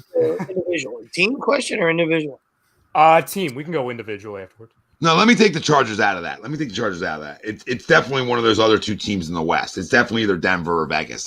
Vegas was a good call, Ralphie. It's one of those two because they are 5-3. So, they're playing better football, the Chargers. Even though I don't trust them, right? Yeah. They are playing better football. It's got to be Denver or Vegas, right? Vegas is 2-6. Remember everybody had chalk them in for the Super Bowl. Chalk them in. They're walking to the Super Bowl this year. I think receiving votes is the Rams and the Bucks as well. Mm-hmm. Definitely the Rams. I mean, Greg definitely. Greg Miller in the chat threw in Green Bay as well. Yeah, I didn't know know Green Bay was a 7-win team, so I thought they would suck. Rodgers individually. That's why I was asking you guys that question. For me, individually, it's Rodgers. I understand he's playing with 10 UPS guys, but he just he says, of course I came back all in. He's such a smug asshole. I love to just smack him right in his face. You know what I mean? Should have taken more mushrooms. Maybe would have got him in more. Didn't have more shrooms, more ayahuasca. I'll go completely different. I'll go Indianapolis Colts. Yeah, I thought they were going to stink. So, I mean, they look like one of the worst organizations. Like, forget about what they do on the field and the fact that they were like, oh yeah, Matt Ryan, we're going to send you home so we can see Sam Ehlinger, who. Yeah. Mm-hmm.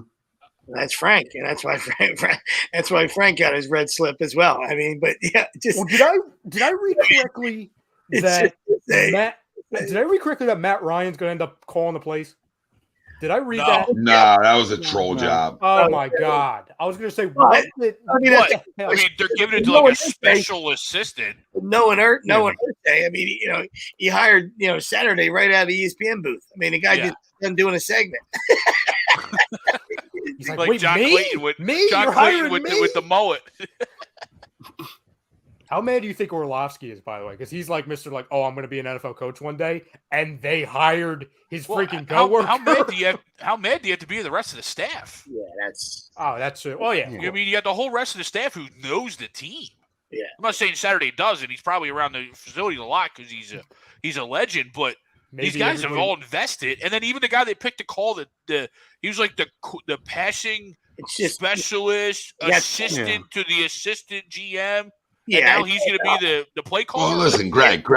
As Mr. Percocet Ursay says, as Mr. Percocet says, he don't know how to cook sausage, but he knows how to put together a football team. Jim, go get another car accident again. Oh yeah, moron.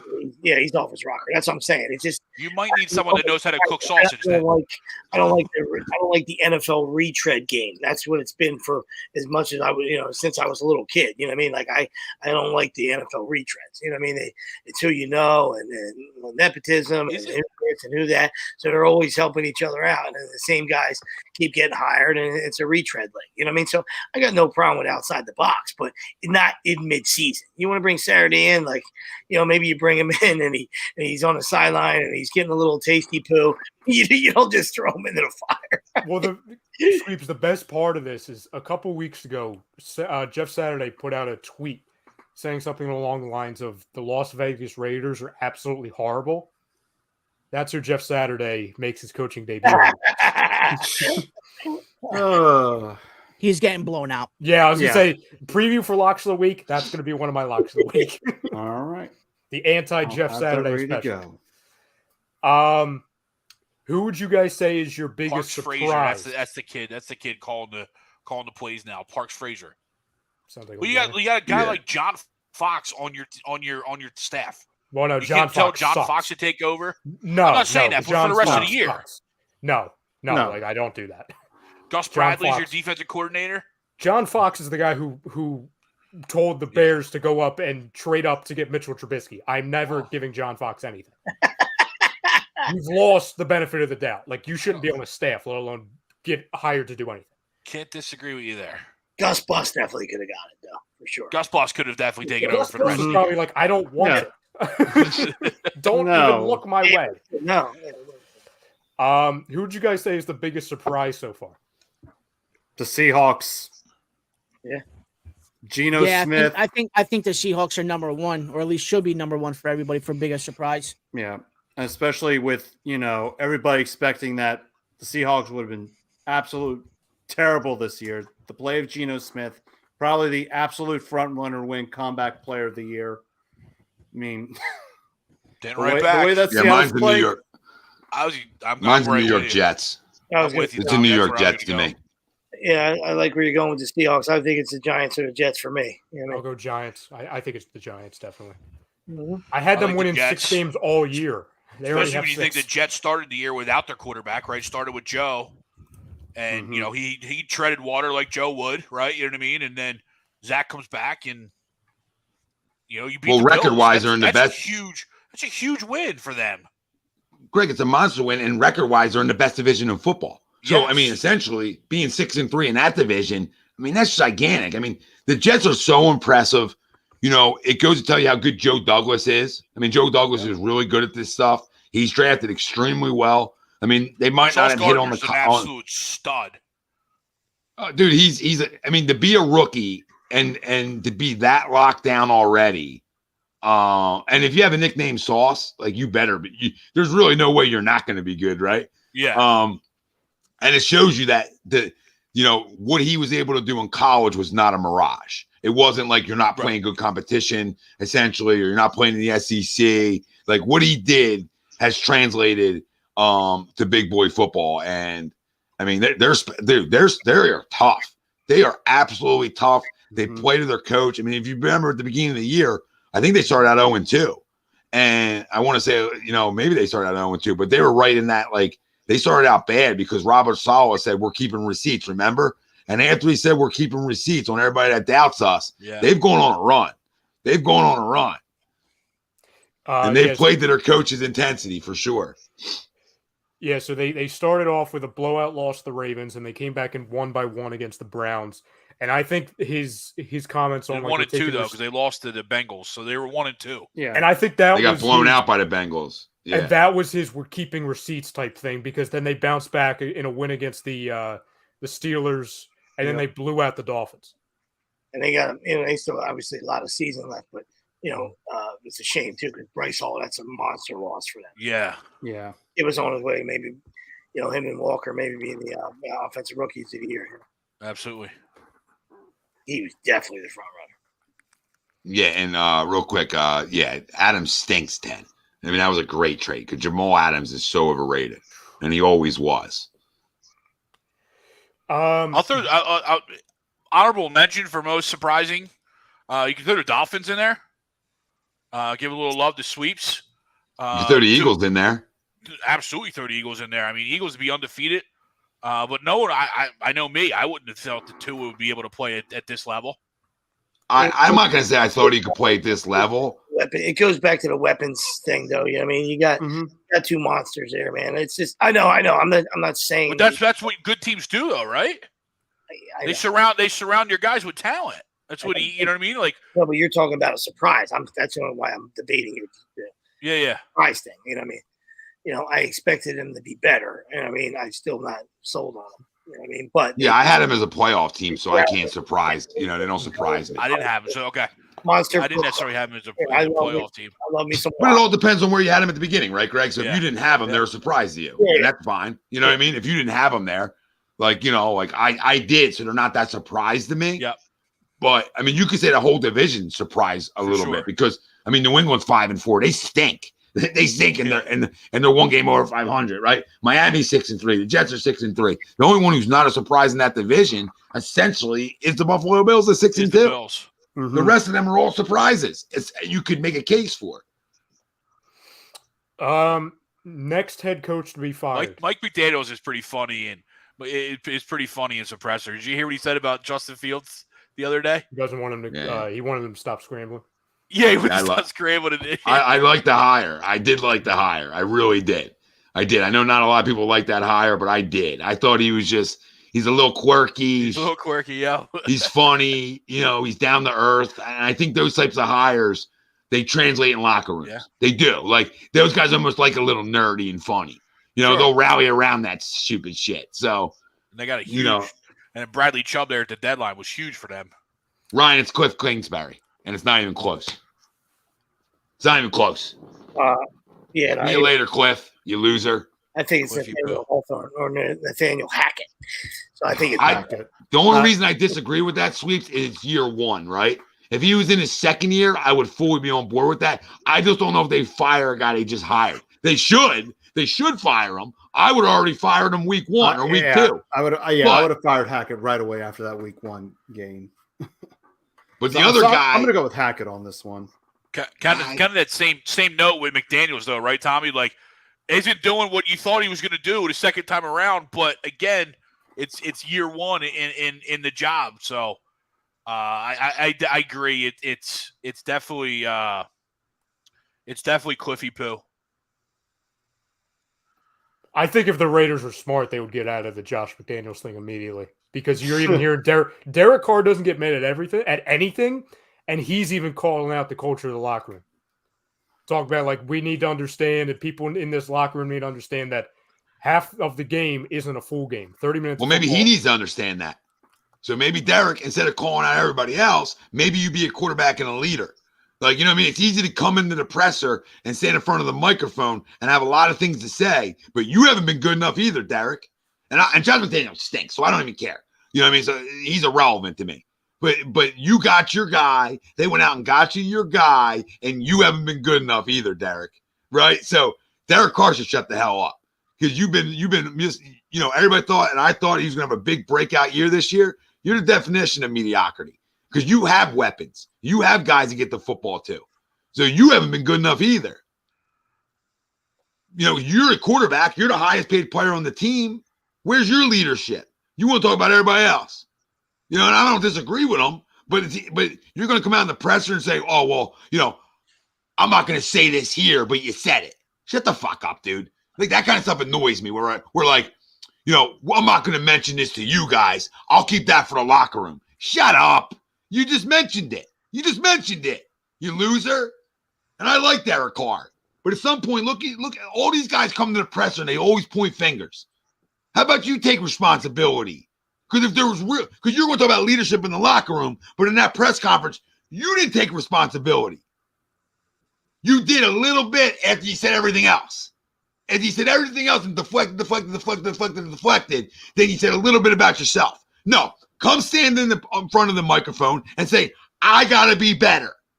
And I'm not blaming it all on him, but you're the highest paid guy. You're the quarterback.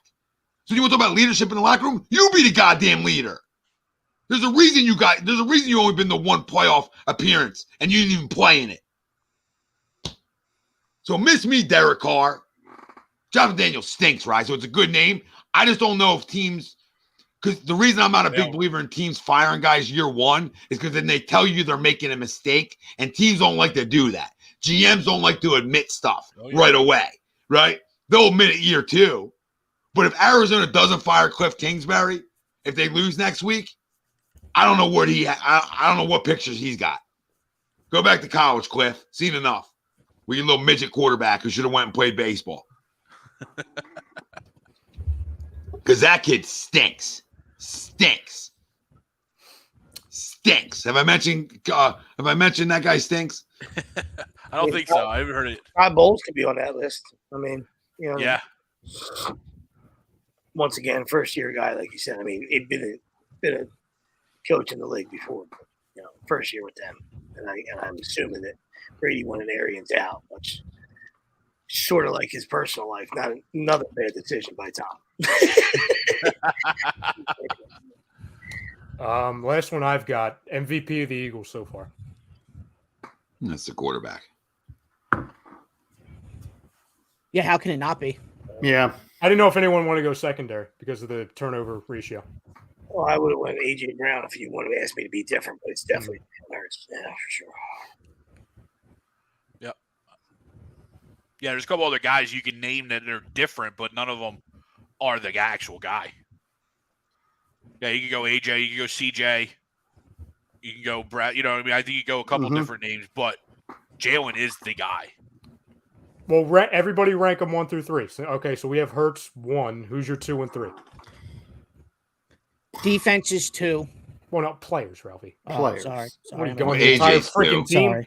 Sorry. Yeah. AJ too. Yeah. I agree with that. The 3. Lane Johnson. If Lane Johnson don't play, we don't win. That's just the numbers. Shit, you saw what happened when we went out against Dallas. Yeah. Michael Good Parsons fucking 8 that second half. I know it's not flashy, so it's a weird name to pick, It's right? a good name. Just to be different, I'll go Bradbury 3. I'll throw CJ there 3, just to be different. I like Lane. I like Lane a lot. I could throw Darius at 3 as well. Little A2D love to Miles Sanders at 3.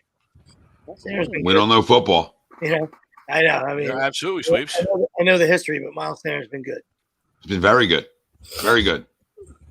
It's hard to give credit when some guys come out and puff like this is, people said he fumbled too much or people said he got hurt too much because he did.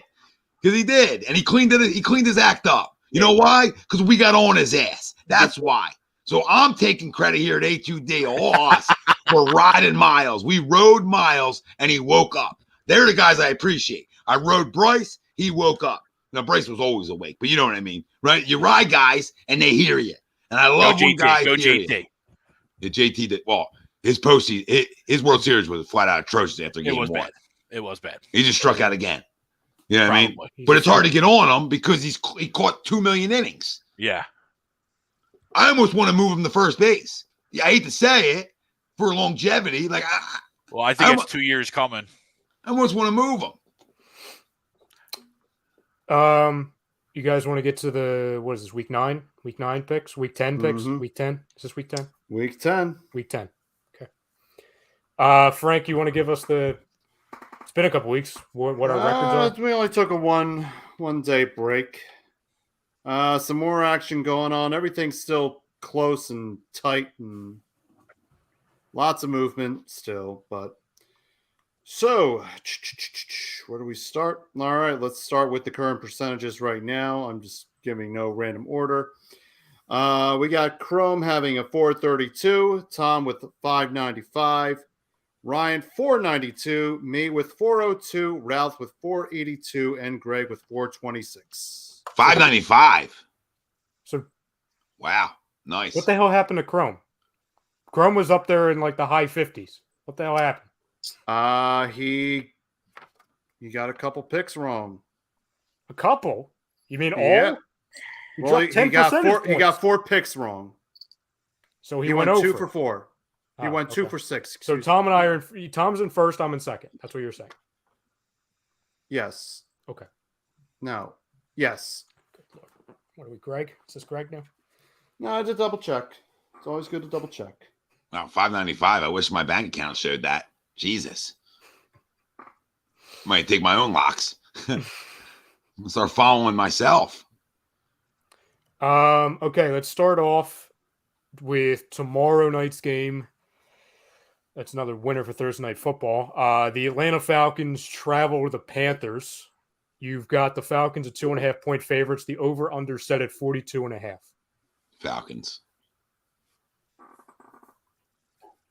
Falcons, and I gotta go to the bathroom. Panthers stink. Give me the Falcons. You know what? Give me a lock on this one. I will go with Falcons money line against the Panthers.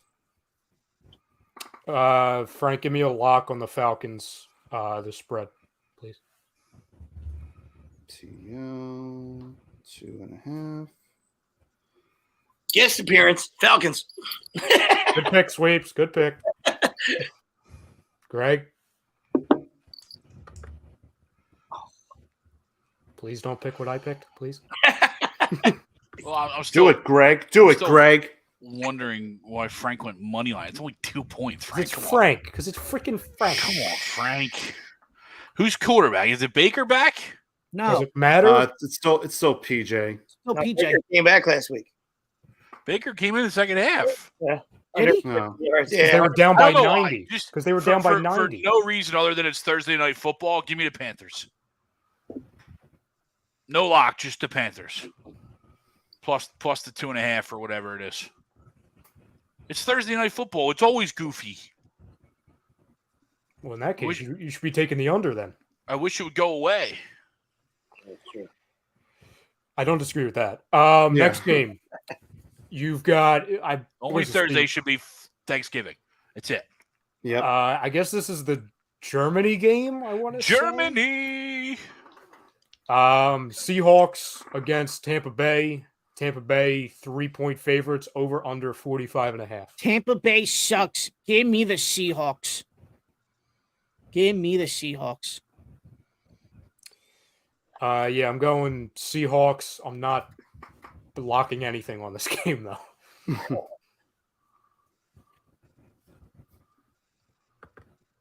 Give me the Bucks. Bucks it is. Ich habe eine Sperre für das Sonntagsspiel in München. Ich habe einen Anytime-Touchdown für Leonard Fournette.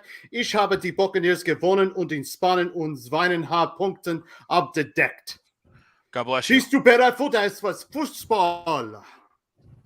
You were sitting on that all Nice. night. God bless you, man. You were sitting on that all night. Ja, I feel like we need to ich get like hasse. I feel like we need to get like a USA chant in here. Just I felt like I learned more from Frank than I did in high school. Subtitles. We need some subtitles up in this. What did you say? I got anytime touchdown. If you Leonard want to Fournette. know what do you actually want to know what he I do. freaking said? I do. Go ahead. All Here, right. I'll So Tell me when you're So- done. I have a lock for Sunday's game, which was in Munich. Anytime touchdown, Leonard Fournette. Give me the Bucks heard that winning part. and covering that 2.5 point spread. Okay, you got the Bucks. Gotcha. Bravo. Well Yes. done, Frank. Good for you. Yeah. German four. Bitteschön. Nine. Ja. 99 Luftballons. Yeah, now we're canceled. Yeah.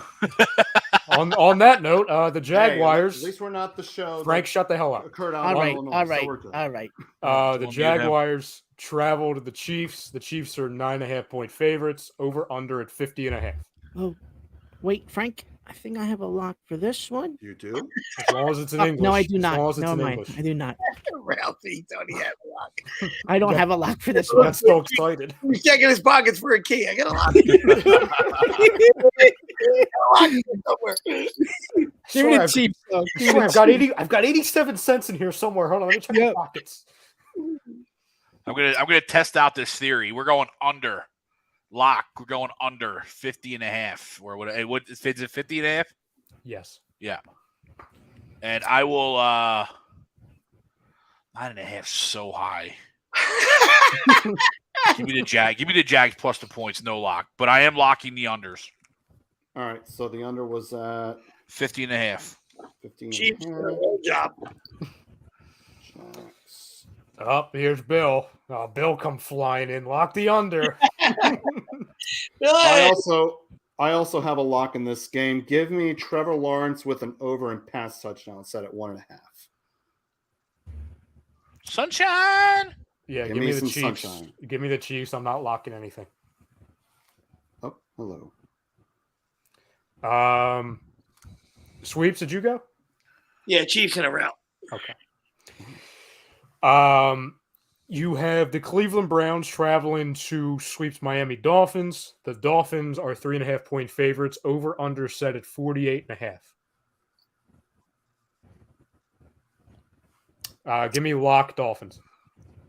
Points. Yeah. Yeah, the spread. What game is this? The Dolphins Browns. Give me the Dolphins. I have a lock on this, Frank.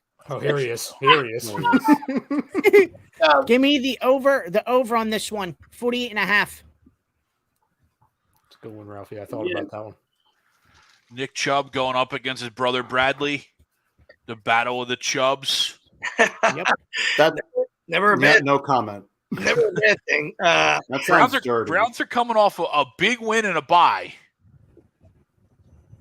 But they play Miami always does something to teams. Playing in Miami always does something. Give me the Dolphins. No lock, just regular. I think it's disrespectful that the Dolphins are only 3.5-point favorites, to be honest. You have Houston traveling to the New York Giants. The Giants are 4.5-point favorites coming off a bye. Over under set at 41. I like where your head's at, Ryan, because you usually get 3 as you give you 3 points being at home, being home. Being home, yeah. They're saying that the Dolphins Browns is a pick 'em. That's a huge disrespect right there. Yeah. What game is this, Ryan? Appreciate you bringing that to the surface, Rhino. No problem. That's why I'm here. Ralphie, it's Houston. It's Houston traveling to the Giants. Giants are 4.5-point favorites. Give me the Giants. I'll take the Giants as well. Yeah. Texans always cover. Give me Texans. The only reason why I'm not locking Giants. Give me Texans. I might go Giants now. and give me Davis Mills over interceptions, even though I'm taking the Texans. Ralph, Frank, is that a real dog? It is a real dog. It's real. Oh my god! Frank would be the guy that has just a bunch of dog mannequins in the house. Yeah, well, dog showed up. This Is one, that dog stuffed? no, he acts like a stuffed animal. Well, this one likes it when he sees people talking on webcam, so he has to be near the camera for some real reason. Gotcha. I don't know why you do it. Right? Wow. You're being very good. Next right game. now. All right. Let's get away from there. I'm going Giants, no lock. All right. Ow! There it goes. I didn't see it, but I heard it. I look forward to looking at it in the replay. Everybody go on that one. It sounds like Greg. The Vikings travel to Buffalo. Buffalo 3.5-point favorites. Over under set at 43.5. Lock this one. Bills money line for me, Frank. Jesus, keep flying in there. Bills money line for a lock. Bucks suck, man. I do not care. I thought Tom was going with the first place Irish goodbye. He made his one pick. I'm in first place. I'm out of here. I also got a lock on this one. I'm gonna go Bills 3.5. Case Keenum and Stephon Diggs going together like Ernie and Bert. Give it to me. Case Keenum. Allen's elbow is a little banged up, but Bill's off the loss. There's a possibility that Keenum might start as well. Yeah, Josh Allen's hurt, Ralphie. Yeah. Oh, yeah, with the elbow. Fuck me. Oh, there goes his lock. His lock's coming back. Well, he only took the money line, he took the money line. He's paying a lot of juice for that money line. Did they say he was out? It's a game time decision, I think. Yeah. He'll play. But either way, I think that's why the line's where it is, though. Bill's right. Yeah, give me the Josh will play and they'll run the ball like 50 times because you can run on Tampa Bay.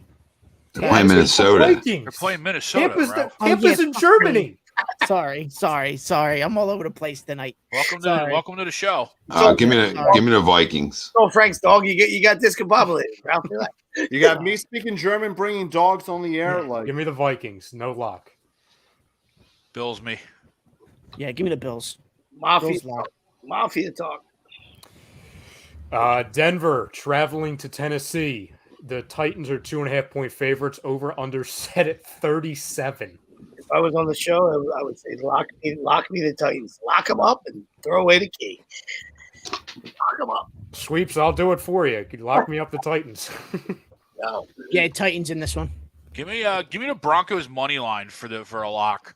I love it. Love that. I love it, Sweeps. I love it. Ryan, what was the spread?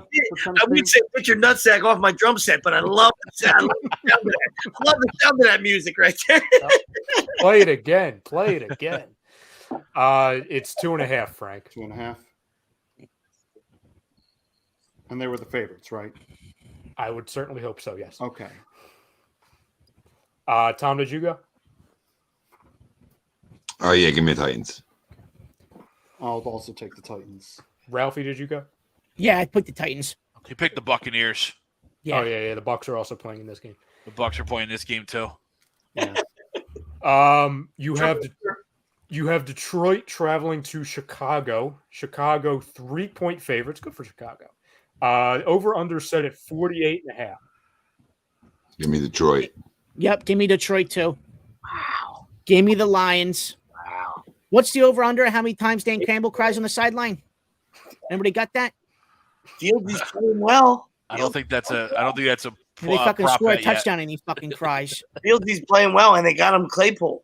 Give me the Bears by double digits, and I'm a huge Campbell guy. Come on, hook, line, and sinker. Right in the Hard Knocks. I'm with you, Sweeps. Put some hot sauce on it. I eat it up, and they just absolutely went south. Yes, Sweeps. They're finally realized that, like, hey, we probably shouldn't play Justin Fields like he's Eli Manning. We could actually let him move and run a little bit. He's actually good at that. Yeah, give me the Bears, but I'm not locking it. I will take the Bears. Give me Lions. Lions come off a big win. Big changes up there in Detroit Motor City. You say big changes? Yeah, fire the coach, get a big win. There's big changes. All right. The Saints traveling to Pittsburgh. The Saints are 1.5-point favorites. Over under set at 40. Pittsburgh. Love that top 5 pick. Thanks, New Orleans. The worst game of the year. It'll probably be the highest scoring game of the year too. Yeah, watch. And I don't even know how. Give me Pittsburgh on this one. I mean, first one to 6 might win this game. I hear you, Sweeps. Yeah. So true. So true. Give me the Steelers 6-5 win. The Kickers are going to make their money this week. 6-5 win. 6-5 Harper 3-run homer to win it.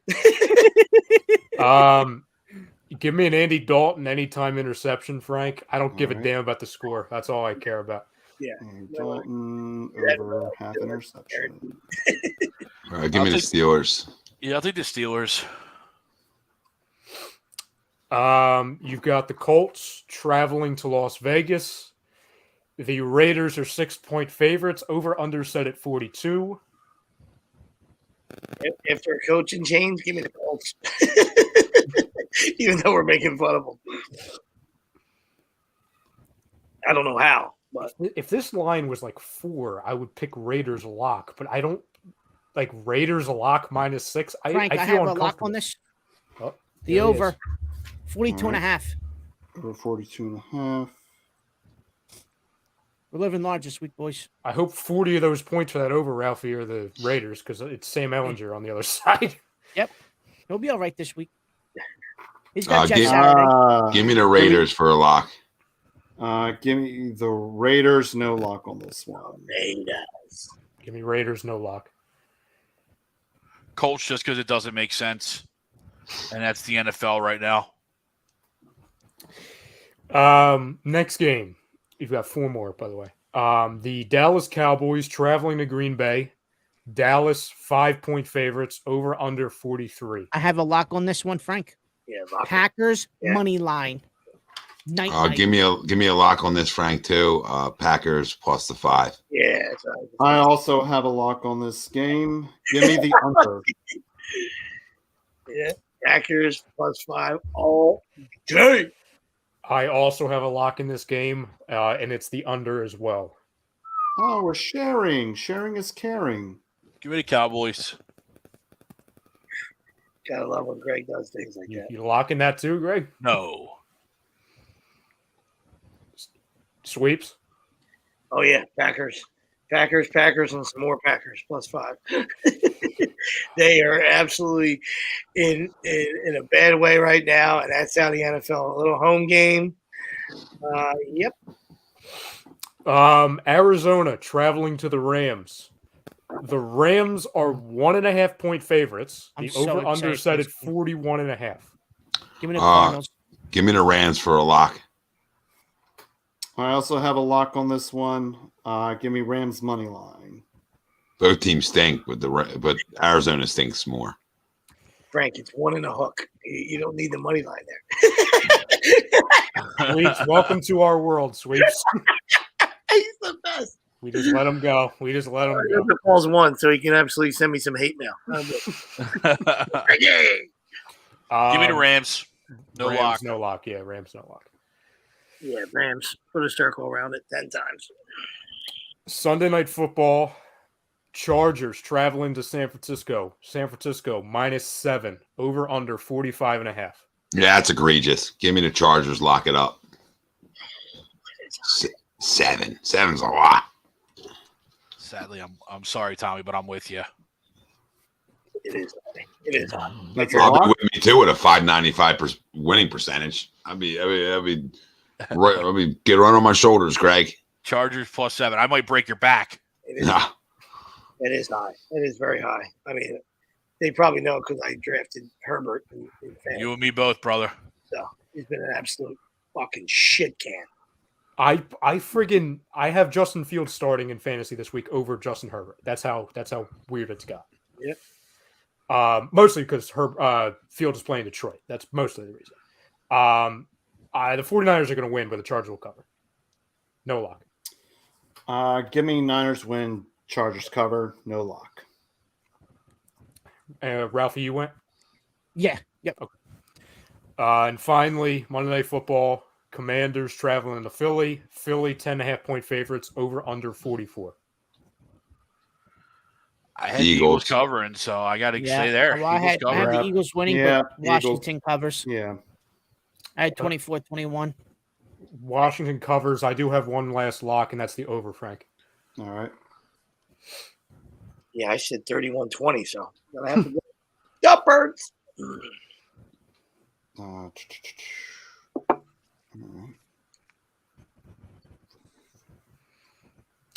And I got my final, my little TD parlay. Your very special parlay. Here we go. Yeah.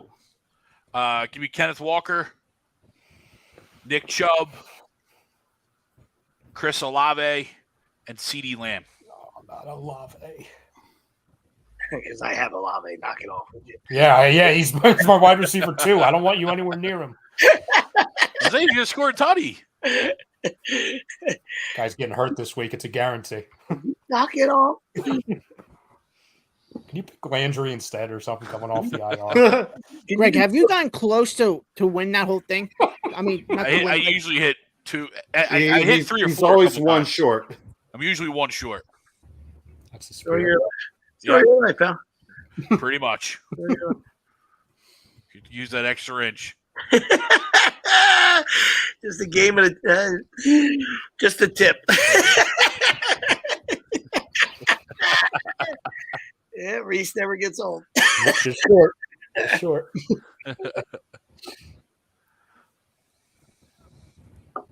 That's all I have for the slate. All right, boys. Anything else? Nope, I'm good. Sixers stink. It's officially MLB off season. Yep. Nice. Free agency day is here, Is it today? November 10th. One little question, okay? To quote Rosenthal, what is he? Korean League player? This outfielder? Oh, the Japanese. There's another yeah. one. There's The guy another from one Japan, right? Yeah, the Harper super fan. Yeah. I'm in. Let's go. It's moonshots. Yeah, get him. Get him. All the what would you say our chances are of getting him? Because I'm all What in. position does he play? Left Outfielder. fielder. Oh, stick him in center field. No, but That's the on the only bench? that's the only Why? logistic that kind of throws it off. Oh, a we little fallen bit in is love with Brandon Marsh? No, but we traded for him. He traded for a him. I don't top care. prospect for him. If I got a guy in Japan hitting fucking You can't play center. I don't home think. runs, Yeah, No, he's not. a He's fielder. apparently not that great of a left fielder, so I don't think he would be. oh, So all right, put him in first. Let Reese go. Sorry, bye. There you go. I'm Problem still solved. I want to let Reese go so he can get Rizzo, but that's a different conversation. No, we don't. I don't Rizzo's staying in New York. Let's see. Do we He's have? Italian. I don't need another 215 batting average on this team. At least he can play somewhat decent first base. I don't care. I don't need another 212 batting average. Rizzo ain't leaving New York. What I love most about the Trey Turner, the Bogarts, the Dansbys is they're hitters, right? They're 300 hitters. It's not an automatic out added. It should be Trey Turner or bus. Trey Turner or bus at this point. Yep. And this shit starts today. You can start talking. The legal tampering starts today. So when's the official signing shit? They're in Vegas doing something. Yeah, it's the winter meetings. When winter meetings start. Damn, that ramping fast. up. There's no month fucking break. Well, normally there is, Ralph. We were in the World Series. We were just in the World Series. I know We're this not is used to crazy. this. I know. We're not used to this. It's weird. It doesn't suck, but it's weird. It's all right. Guys won't sign till February anyway. So Yeah, because there's going to be another lockout. They're going to wait 2 months. You know. Yeah, the other teams have been golfing for 2 months, Ralph. I know, crazy. Crazy. When you make the World Series, it's kind of cool. Yeah. Ralph, we're usually doing hot stove in freaking August. This is one of those years where it's like, oh, we're still playing? Really? This is a great experience. I like this shit. Feels great. But Ryan, We're gonna like, wait for the to offseason? Tommy's point earlier, like about Philadelphia being like a destination, right? When have we ever even been a thought in any of these like international guys? Like whether it happens or not, the fact that someone like openly out there says, "I want to play in Philadelphia." Like that's where I'm just like, go get the guy. Well, remember, I'm glad that we have a manager channel. that will be open up to that channel. idea, not Chuck Fletcher, and saying not saying I was no. going to say, remember the last time somebody said they wanted to play in Philadelphia? Yeah, So, we don't we'll want see to if Chuck it actually Fletcher happens. moment. And it is hard because it's especially when you're dealing with the whole posting thing. That's the thing that kills. You know what I mean? If you're just a regular guy, you're like, all right, maybe let's see what this guy can do. You know what I mean? Then you get into some of those $70 million postings. It's like, I'm not fucking with that. You know what I mean? Like maybe you find an Ohtani, but that's I'm telling you that guy's one of a kind. yeah, and everybody hits over there. So I mean, Yasiel Puig's been hitting over there too. So I mean, the wild stallions over there. Wow. Yeah, so I mean, it's hard to judge it. It's hard to nail those guys. 29 years old. Masataka Yoshida. Yeah, it's too old. It's too old. Sorry. Yeah, I'm good on them. Like whatever. If they sign them, cool. If they don't, like it's not gonna make or break us. Yeah. Good old Adam Jones still hitting 45. Well, that's what would be nice is if you do sign him, you put him as your fourth outfielder because he doesn't necessarily have a spot right now, right? You know what I mean? Right. And you kind of ease him getting into surgery, yes or no? You think so? Harper getting surgery, yes or no? I don't know what the hell they're waiting for. It's too late now. You know what I mean? I hear you. You know what I mean? We talked about it like a month ago. Had you had a crystal ball and not known that they were going to make this run, then you probably would have got it in June, so he could have came back. If you get TJ, man, that's no good. Yeah, I don't know. They're going to make a decision. I think I read again Monday. That's what I heard. Yeah. On that, I don't know how bad it is. Obviously, I'm not in there. I don't know if he definitely needs Tommy John or not. If he does, you're talking about 4 or 5 months. He could probably start swinging it again.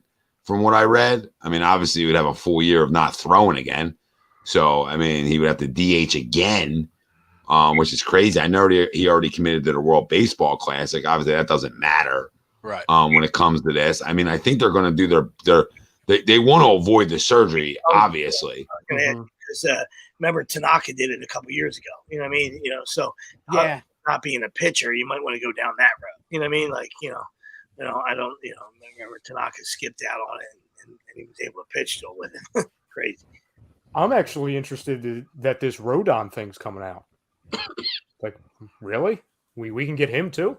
Yeah, we have the cap space to do it, and we can spend a little bit more because the stupid money paid off this year. Oh, I mean, listen, this organization just saw how much money you make when you play in the postseason. Oh yeah. Yep. So they're going to want to get back there. They're going to want to do everything in their power. Their window isn't this like 5-year window here. I mean, their window is in my opinion a 3-year window. I mean, you got to go winning within 3 years. I mean, you could have it longer than that, sure. You never know how it goes, but the window isn't open for 10 years here. I mean, you got to go take care of business. I would like a however you say his freaking name, Rodon. Rodon. And I would like that. And honestly, I've been yelling and screaming about it. I know he's 20 years old. I don't give a fucking rat's ass. But Andrew Painter needs to be on the big squad day one. Day one. I don't want to hear about he's never thrown this many innings. He just did. He just essentially threw more innings than he ever has in his life in the minors this year. And dominated. So what's wrong if he's your fourth or fifth starter? How's that hurting you? It's not. Give the guy an opportunity to win a job in camp. I know we live in an offensive world, but so it's hard for me to ask you guys because I know what you're going to say. But if you had a chance, to get like a 2-for-1, so you can only get Turner, or you can get Rodon and another really, really good infielder. Right. Like Bogarts. Would you? Well, no, you can't get both of them. I'm saying like Rodon, and I don't know who's out there. I'm just saying like somebody if you of that second tier. Second tier guy to replace Gene. But, and I know the answer. I get Trey Turner's a superstar, but I'm saying, like, you got a lot of bats. You can only imagine that Castellano is going to figure it out. You know what I mean? I don't know. Yep. So they get a guy like Rodon and then maybe another quality major league infielder, Well, I think sweeps, I'd probably still lead Turner to your point, but there was obviously a lot that went wrong in the World Series, but one of the biggest things, aside from us breaking the strikeout record, our starting pitching ran out of gas. Mm-hmm. You know what I'm saying? Like, you obviously had the Wheeler stuff go on. Nola hit a wall. Ranger was kind of like I don't want to say the most trusted guy at the end, which is weird. But your fourth, it was like, oh, we're gonna have a couple games where we have to go to the bullpen. Having a Rodon, I think Chris Bassett's another one out there. Having somebody who's that extra guy to depend on, not only in the postseason, but during the regular season, I think that's extremely valuable. Not that anybody who picks Turner would say otherwise, but it's all depending on who that, formidable, solid shortstop / second baseman is. Well, listen, as much as our pitching maybe air quote ran out of gas, we didn't win the World Series because we stopped hitting. Oh, we absolutely did. So I can't even strikeouts in 6 games. I can't even blame it on our pitching. As much as our pitching wasn't great, right? We lost because we stopped hitting. So if I can get a 300 hitter and a cog at the top of my lineup and a guy who can hit 30 homers and steal 30 bases and be a Gold Glove caliber defensive shortstop, I'm going to lean towards him all day. And the reason I will is because I have arms in the pipeline. Am I willing to give those guys an opportunity?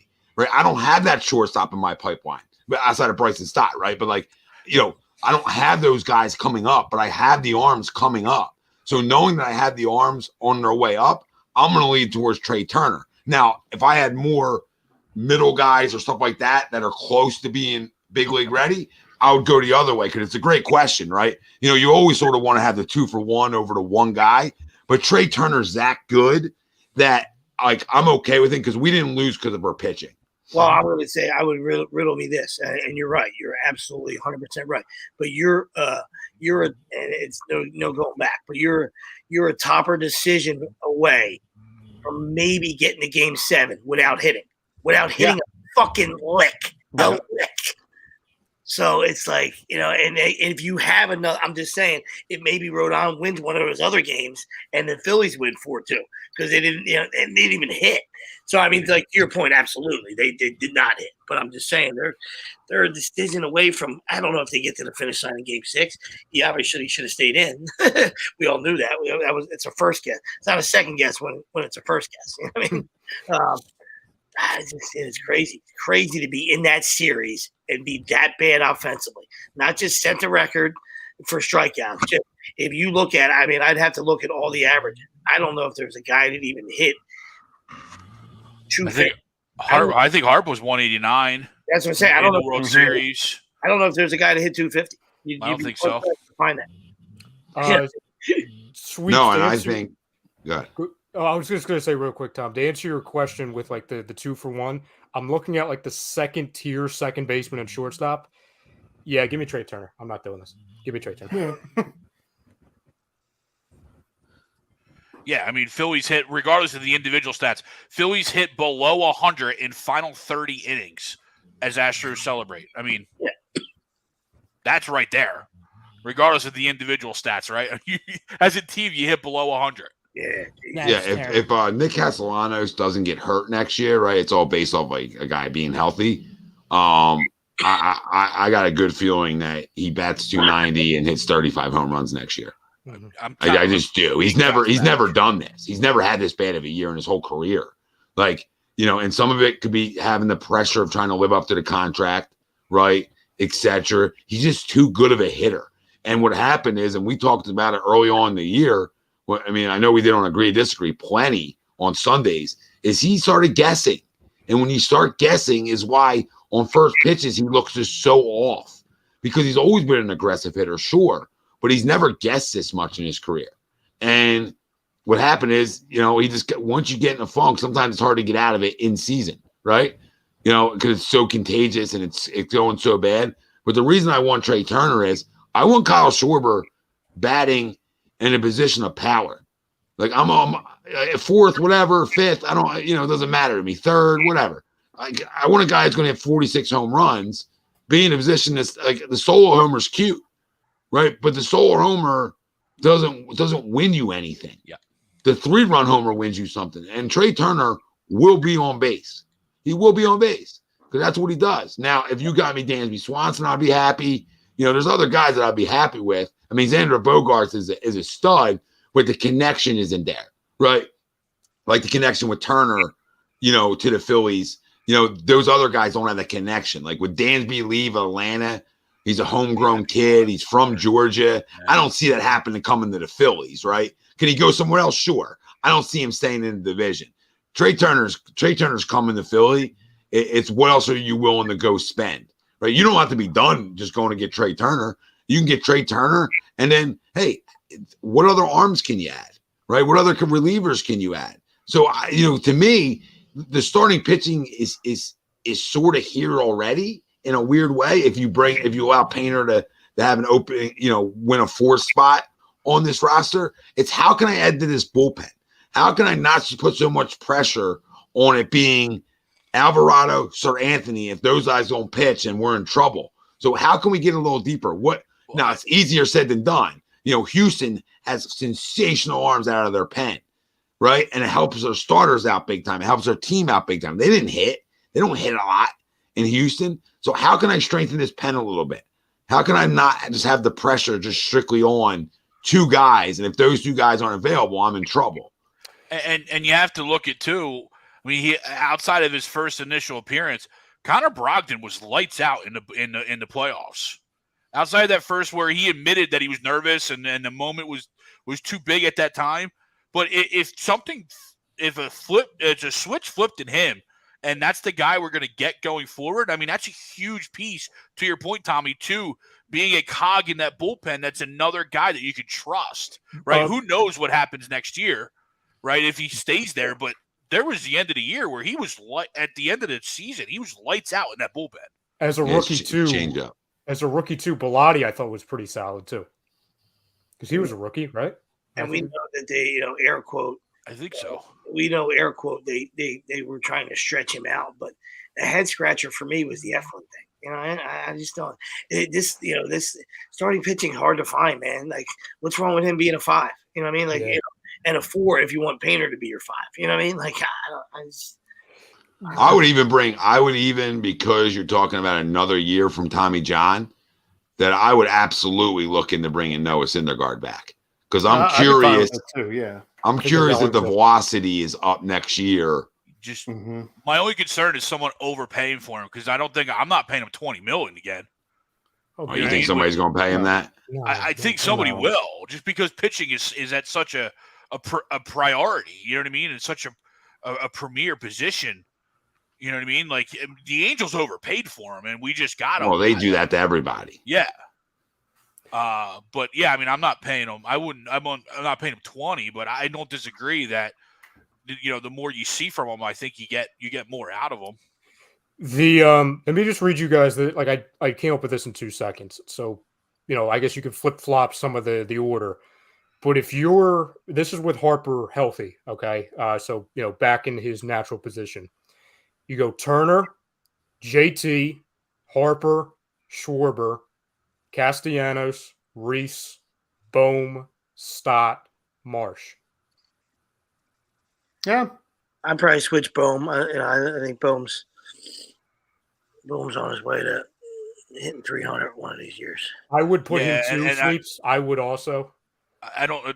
That's a good lineup. I just think they're going to try and split up Harper and they're not going to have Harper and Schwarber back to back, so you can bring in a lefty to face two of them without at least facing one righty in between them, like Topper did in the postseason. I don't necessarily think it's I think Harper stays there 3-4. Maybe if Harper's 3, you slide Schwarber to 5 and put Castellanos in the middle or Bohm in the middle of them. You know what I mean? Yeah, I know people don't want to hear this, but I bring Rhys Hoskins back. And I know that rubs people the wrong way. I get it. But, 30 homers, this doesn't grow on trees, man. Like, I know he needs to be better defensively. I get it. I understand it. But every time he was bad defensively, he did have a big response offensively. So, is he perfect? No. Does he strike out a little bit too much? Of course. But the whole lineup did. So this isn't a Rhys Hoskins. We lost series because of Rhys. All our big bats struggled. JT struggled. Harper struggled. I mean, everybody struggled. Outside of Harper's one home run, he struggled. So, it's not a one-man show on why we lost. So, and the other side of it is he is one of the leaders of this baseball team. And if you guys don't think that matters, well, I can't help people then. I know he's a bad taste in people's mouths, but I bring a guy like that back. I do. I think I don't I disagree with you, but I don't disagree with your point, right? I just disagree because of who I am. But the point, I think the bigger part of that is where, oh my God, we all right? Oh no. I'm the Your table. Down here. It's broken on its own. Now it's the ghost of Rhys it's the Hoskins. contract. It's his last year of arbitration. So it's, you're going to just give him 1 year or you're going to sign him and extend him. And I think that's where the conundrum comes in is, are you going to pay him big money to be that guy? No, because you have the arbitration year. You don't have to. Yeah, but are you going to hey, you could do it 1 year. Yeah, you Greg, this is what, and I hate Rhys Hoskins, not as a person, obviously. I don't know him as a person, but as a player. I've been trying to get rid of him for 3 bullpen arms for like 4 years. It doesn't make a whole lot of sense to be like, oh, you have to trade Rhys Hoskins right now. Because to all of your points, number one, later in the locker room, number two, he's a Scott Boras client who's going to command a big sum of money at the end of all of this. Arbitration, he's going to, get a big sum of money now too. Well, he'll probably get like 12. He'll probably get 11 or 12 because I think he's at 7 right now. So it'll go up a little bit, but I don't think. If you think Rhys Hoskins, anybody out there thinks he's getting $20+ million a year, I think people are crazy. No. So I mean, no, but does he mean something to this baseball team that I think is bigger than the struggles at times? Yes, I think it matters. You can't get rid of. You can't just Gene's going to go and Rhys is going to go and and blah blah blah blah. I mean, okay, Gene's going. We can lose a guy. That's okay. We're going to replace that, right? But Gene's another guy that is one of the guys in this locker room that people listen to and people respect, and that's okay. Like, he can go. At the time, it's been a fun little ride, Gene. We appreciate you, but I don't like Rhys. Like, I'm not. I called him Babe Ruth from day one. Here we go with a fake Babe Ruth. So, I've been the biggest advocate from the second he came up that I wasn't like fully sold on a guy. But again, 30 homers, 35 homers do not grow on trees. They just don't. So you're right. Knowing that, like, if I can get that guy for $12 million, that's a steal in terms of the production I get. It is. Greg, I just don't know how much you're really getting in a trade for Rhys Hoskins, who's a Scott Boras client on a rental deal. I just don't think you're getting much. You can take the Scott Boras out of it because it's about production. It's not about who your agent is. You know what I mean? The other side of it, too, is I also don't want a long-term deal holding up first base, because you have a bunch of guys on this team that eventually are going to have to play first base. When you look at Alec Baum or Bryce Harper or JT. Well, you can worry about that down the line, though. You're worrying about a long-term deal right now. Like, he's in arbitration. You give him the one. Just generally, when the last year arbitration is usually when that extension comes, because they don't want to be on that. Most of the guys don't want to, and their agents don't want that lame duck. Well, that doesn't matter. You're in arbitration, so the ball club owns the rights to that. I don't disagree. So, I mean, Scott and being a Scott Boras client has nothing to do with it. Production has something to do with it. Just because he's Scott Boras It's fine. Doesn't mean he's going to demand $20 million a year. That's what I would disagree with you, Greg. That term, though, the term is mostly used for coaches. Like as a player, you control your destiny. You know what I mean? You can have a monster year in your walk year. Yeah. That's how you get paid. Which a lot of these guys do in sports. Right. Yeah. Coaches usually play on will coach under that that lame duck title. Now, if he bats 265 and hits 38 homers and drives in 90 plus, then maybe he can command $20 million a year. But I mean, the defensive side and the struggles there, he's never getting that money. Yeah, and I think you get him out of the game. I think that's where you just make adjustments. You get him out of the 2-hole and you get him out of the game. For a defensive replacement late in the game. That's it. That's the other side of that team that lacked is we didn't really have a bench. You know what I mean? Like you didn't have, outside of a defensive guy in the outfield and Sosa, like you didn't have a bench. Well, it was a limited roster to begin with, and then we had before the year, we had like 5 DHs. Then the one guy who was not supposed to be a DH, who had to be a DH, was Harper. Then it completely threw out the flexibility of everything. Like it's not Harper's fault he got hurt, but it's like, oh Jesus, any flexibility we did have is completely out the window. Now at least, hopefully Harper, does what he needs to do, and we don't have to have that issue for a majority of next season once he comes back. You have that flexibility of now being like, hey, Castellanos is going to be a DH. Reese, we're going to hide some of your deficiency in the field by being a DH. All these things. You're right. The first year it was in the National League, Harp got hurt. You know what I mean? So he was automatically penciled in there. But which I'm thankful. I'm thankful. Is the definition of a DH. Mm-hmm. Yeah, I mean, and I'm thankful for the DH because if this was 1 year prior, Harper's not playing at all, right? So you're probably not even anywhere close to where we got because Harper's not a factor at all. But he would have got surgery in May, probably. Yeah, exactly.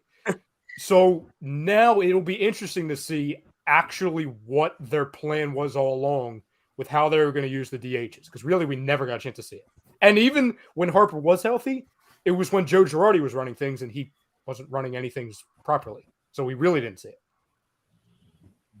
it. Yeah, it should be a really fun and exciting all season, for us here, where we become a little bit of a destination place. And, I think there's going to be guys that want to come play here. And I think they're going to be willing to continue to spend the money to try to win. So, it's good to be able to say that.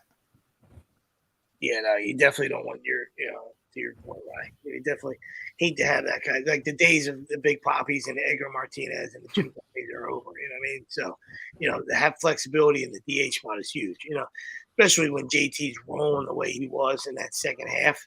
Like you got to give him a day off behind the dish, but he got a whole day off. Like he should be DH. Should be a half day off, right? That doesn't hurt. He should be able to have a half day off. Absolutely. You know what I mean? Like you lost his bat in the lineup, because you had to give him a rest. You had to give him a puff behind the dish. Yeah, I think the more I can give him off and just have him hit in the regular season will bode well for September and October, JT Realmuto. Because at the end of the day, he lost his legs, and you could tell. He just looked tired, right? Like at the plate, he just started to look tired. Play a little 1B too, buddy. Yeah, absolutely. Just get off. Just get out of the squat. Get out of the squat. You know what I mean? Even though we don't squat anyway, so his knees are probably fine. I mean, he didn't squat all fucking year. So, I mean, that annoys me, but that's every catcher, so I can't even get mad about it anymore. Yeah, they're teaching it now. They're teaching it all right. I tell you, I tell my guys all the time, if somebody on base, you better squat. Yeah. We're not doing this crap. But, when you get to that level, you do whatever the fuck you want. Right? And everybody does it, so it's not like it's just like a JT thing. But I'm excited. I think we all should be. Phillies baseball is back. It's back, and nothing's guaranteed to get back there next year. Like a top 5 market now since we got to the World Series, which would be nice. Yeah, Ralphie. All right, Wick gave us a super chat. Let's read this before we get out of here. Predictions on Odell Beckham Jr. I'm going to say Dallas. Bills. Oh, my God. I'll go Chiefs. What the hell? Bucks. I'll go with the Packers. Wow, Sweeps, you said Tampa? You know what? Yeah. I'm gonna make this is a dark horse. I'm gonna go Jets. Oh, what the hell? I'm gonna go Jets. Jets want to Okay. put their big boy pants on. Go win that division. Do they trade Elijah Moore first and then go get OBJ, or do they try and salvage that Elijah Well, Moore? they can't trade him can't now. trade him. Oh, that's right. Duh. Yeah. Deadline just passed. Duh. That'd be a spit in the face of the Giants. Go back to New York, but to the other team. Yeah. I'm surprised no one said Rams. Like back to the Rams. They suck. I don't know. No, I agree. No O-line. The only other sleeper team and possibly, but they have to like win this week and get themselves sort of back into it a little bit would be the Packers. It's a little bit of a sleeper team, but they got to show they almost got to like show that they can be a borderline playoff team to entice him. I feel like, Yeah. But that being said, he just won a ring, so not saying he doesn't want to win another one. Yeah. That's a very good. I think it's between Dallas and Green Bay, honestly, on where he goes, because him and Rodgers have a good relationship. They need it. They're willing to pay for it probably more than other teams. I didn't know about the relationship, but I just know what a soap opera that would be between them two. I'm pretty happy nobody said us. Yeah. Yeah, I don't see the point. Yeah. Yeah, there's no point. Yeah. For the first, We have a bunch of guys that don't complain about not getting the football. I know that guy probably will. for the first time, I'll say that. Yeah, go ahead, Sweeps.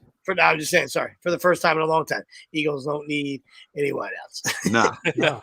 And Ryan, I used to say the same things about him because I thought he definitely had big time diva in him. I'm not saying he doesn't anymore. He did show me a big time maturity last year that I did not expect from him. That I've never seen over his career. That I'll give him a little bit of credit for. But that being said, I've always felt like he's a little diva. I just don't think it's a Howie move to do. Like, because everyone's saying, oh, well, they have cap space. Yeah, they always do this time of year because they get it ahead of time and then they extend one or two players 6 months in advance. It's not to sign somebody off the street. It wasn't for Antonio Brown 2 years ago. It's probably not for OBJ this year. It just doesn't make sense. It's to Somebody have the already in the option building to. extended. It's to have the option to. Yeah, like if somebody, But it's not his MO to go out and get him. You're right. Is it a good like security blanket if somebody goes down? Sure, but also the same thing is, I'm not making somebody who is 7-8 months off an extreme severe knee injury. I don't know what I'm getting from him when he plays. I don't even know if he's anywhere close to playing, to be honest, because it's a long-term injury. And it's like Howie's always said, like, hey, we're going to save him, give it to somebody in-house. It's like, I'm looking at that as Gardner Johnson or Hargrave or somebody that's here, not somebody that hasn't played in 9 months. Did he say that, Bill? He said an 8-0 team called him. I'm sure Howie called. I mean, Howie calls everybody. Yeah. Howie called me yesterday. So, yeah. How many times have we heard Howie called for Jalen Ramsey 7 times? Where did Jalen Ramsey come here? No. Howie got a little spicy last Thursday, huh? Got a little spicy last Thursday. Yeah, he did. Good for him. Spice it up a little bit. Even though people on Facebook get upset with us giving promotions for some reason. But want to give a shout out to one of our sponsors, Baggio's Bread, located in Mount Laurel, New Jersey, home of the best stuffed breads, tomato pie, sandwiches, cutlets, meatballs. Ralphie, mention HUD Radio. You get 10% off your in-store purchase. Go check them out. And if you're not in that area and you're closer to the Levittown area, go check out our good friends at Gleason's Bar, located 6700 Mill Creek Avenue in Levittown, PA. Use promo code A2D for 10% off your order whenever you dine in, take out, or online. Gleason's Bar and Steaks.com is where you can find them. And while we're going, our doc, Dr. Paul Vidal, Specialized Physical Therapy, LLC, locations in Burlington, Cherry Hill, New Jersey, accept most major insurances. If you're in need of the doc, go check them out. Give them a call. Tell them the boys at HUD sent you. Everybody good? Anybody got anything else? Get out of here. Call it a night. OBJ said, told Parsons he wants to go to a winner, but more importantly, wants a 3-year deal. Have a good day. Yeah, have a good day. No thanks. Yeah, have a good day. Yeah, I mean, you gotta earn that. You gotta earn that for sure. Guy has been healthy in 3 years. Yeah, that's ridiculous. Also, Araya Public Adjusting. Do you have damage to your home or property? They may be able to help. Don't fight your homeowner's insurance alone. Contact Araya Public Adjusting 813-564-3364 for Frank Vespi, Greg Mwakvik, Nick Delgazzo, Ralph Delvecchio, Ryan Brodo. I'm Tom Arnone. Everybody out there, we love you. We appreciate you. And our main sponsor for tonight's show was FanUp, and FanUp is the best way to enjoy fantasy sports. Daily NFL contests and more. Win great prizes. Sign up today. Use promo code A2D. You get $50 right at sign up. You can download FanUp right on the Apple Store. Go do it. We love you all. Next week, we'll be talking 9-0 talk. And hey, Sixers won a big game the other night. Joel Embiid, the season just started. He said the season just started because the Phillies are over. I like that, Joe. Let's go. Let's try to win some games. I thought they looked good the other night against Phoenix.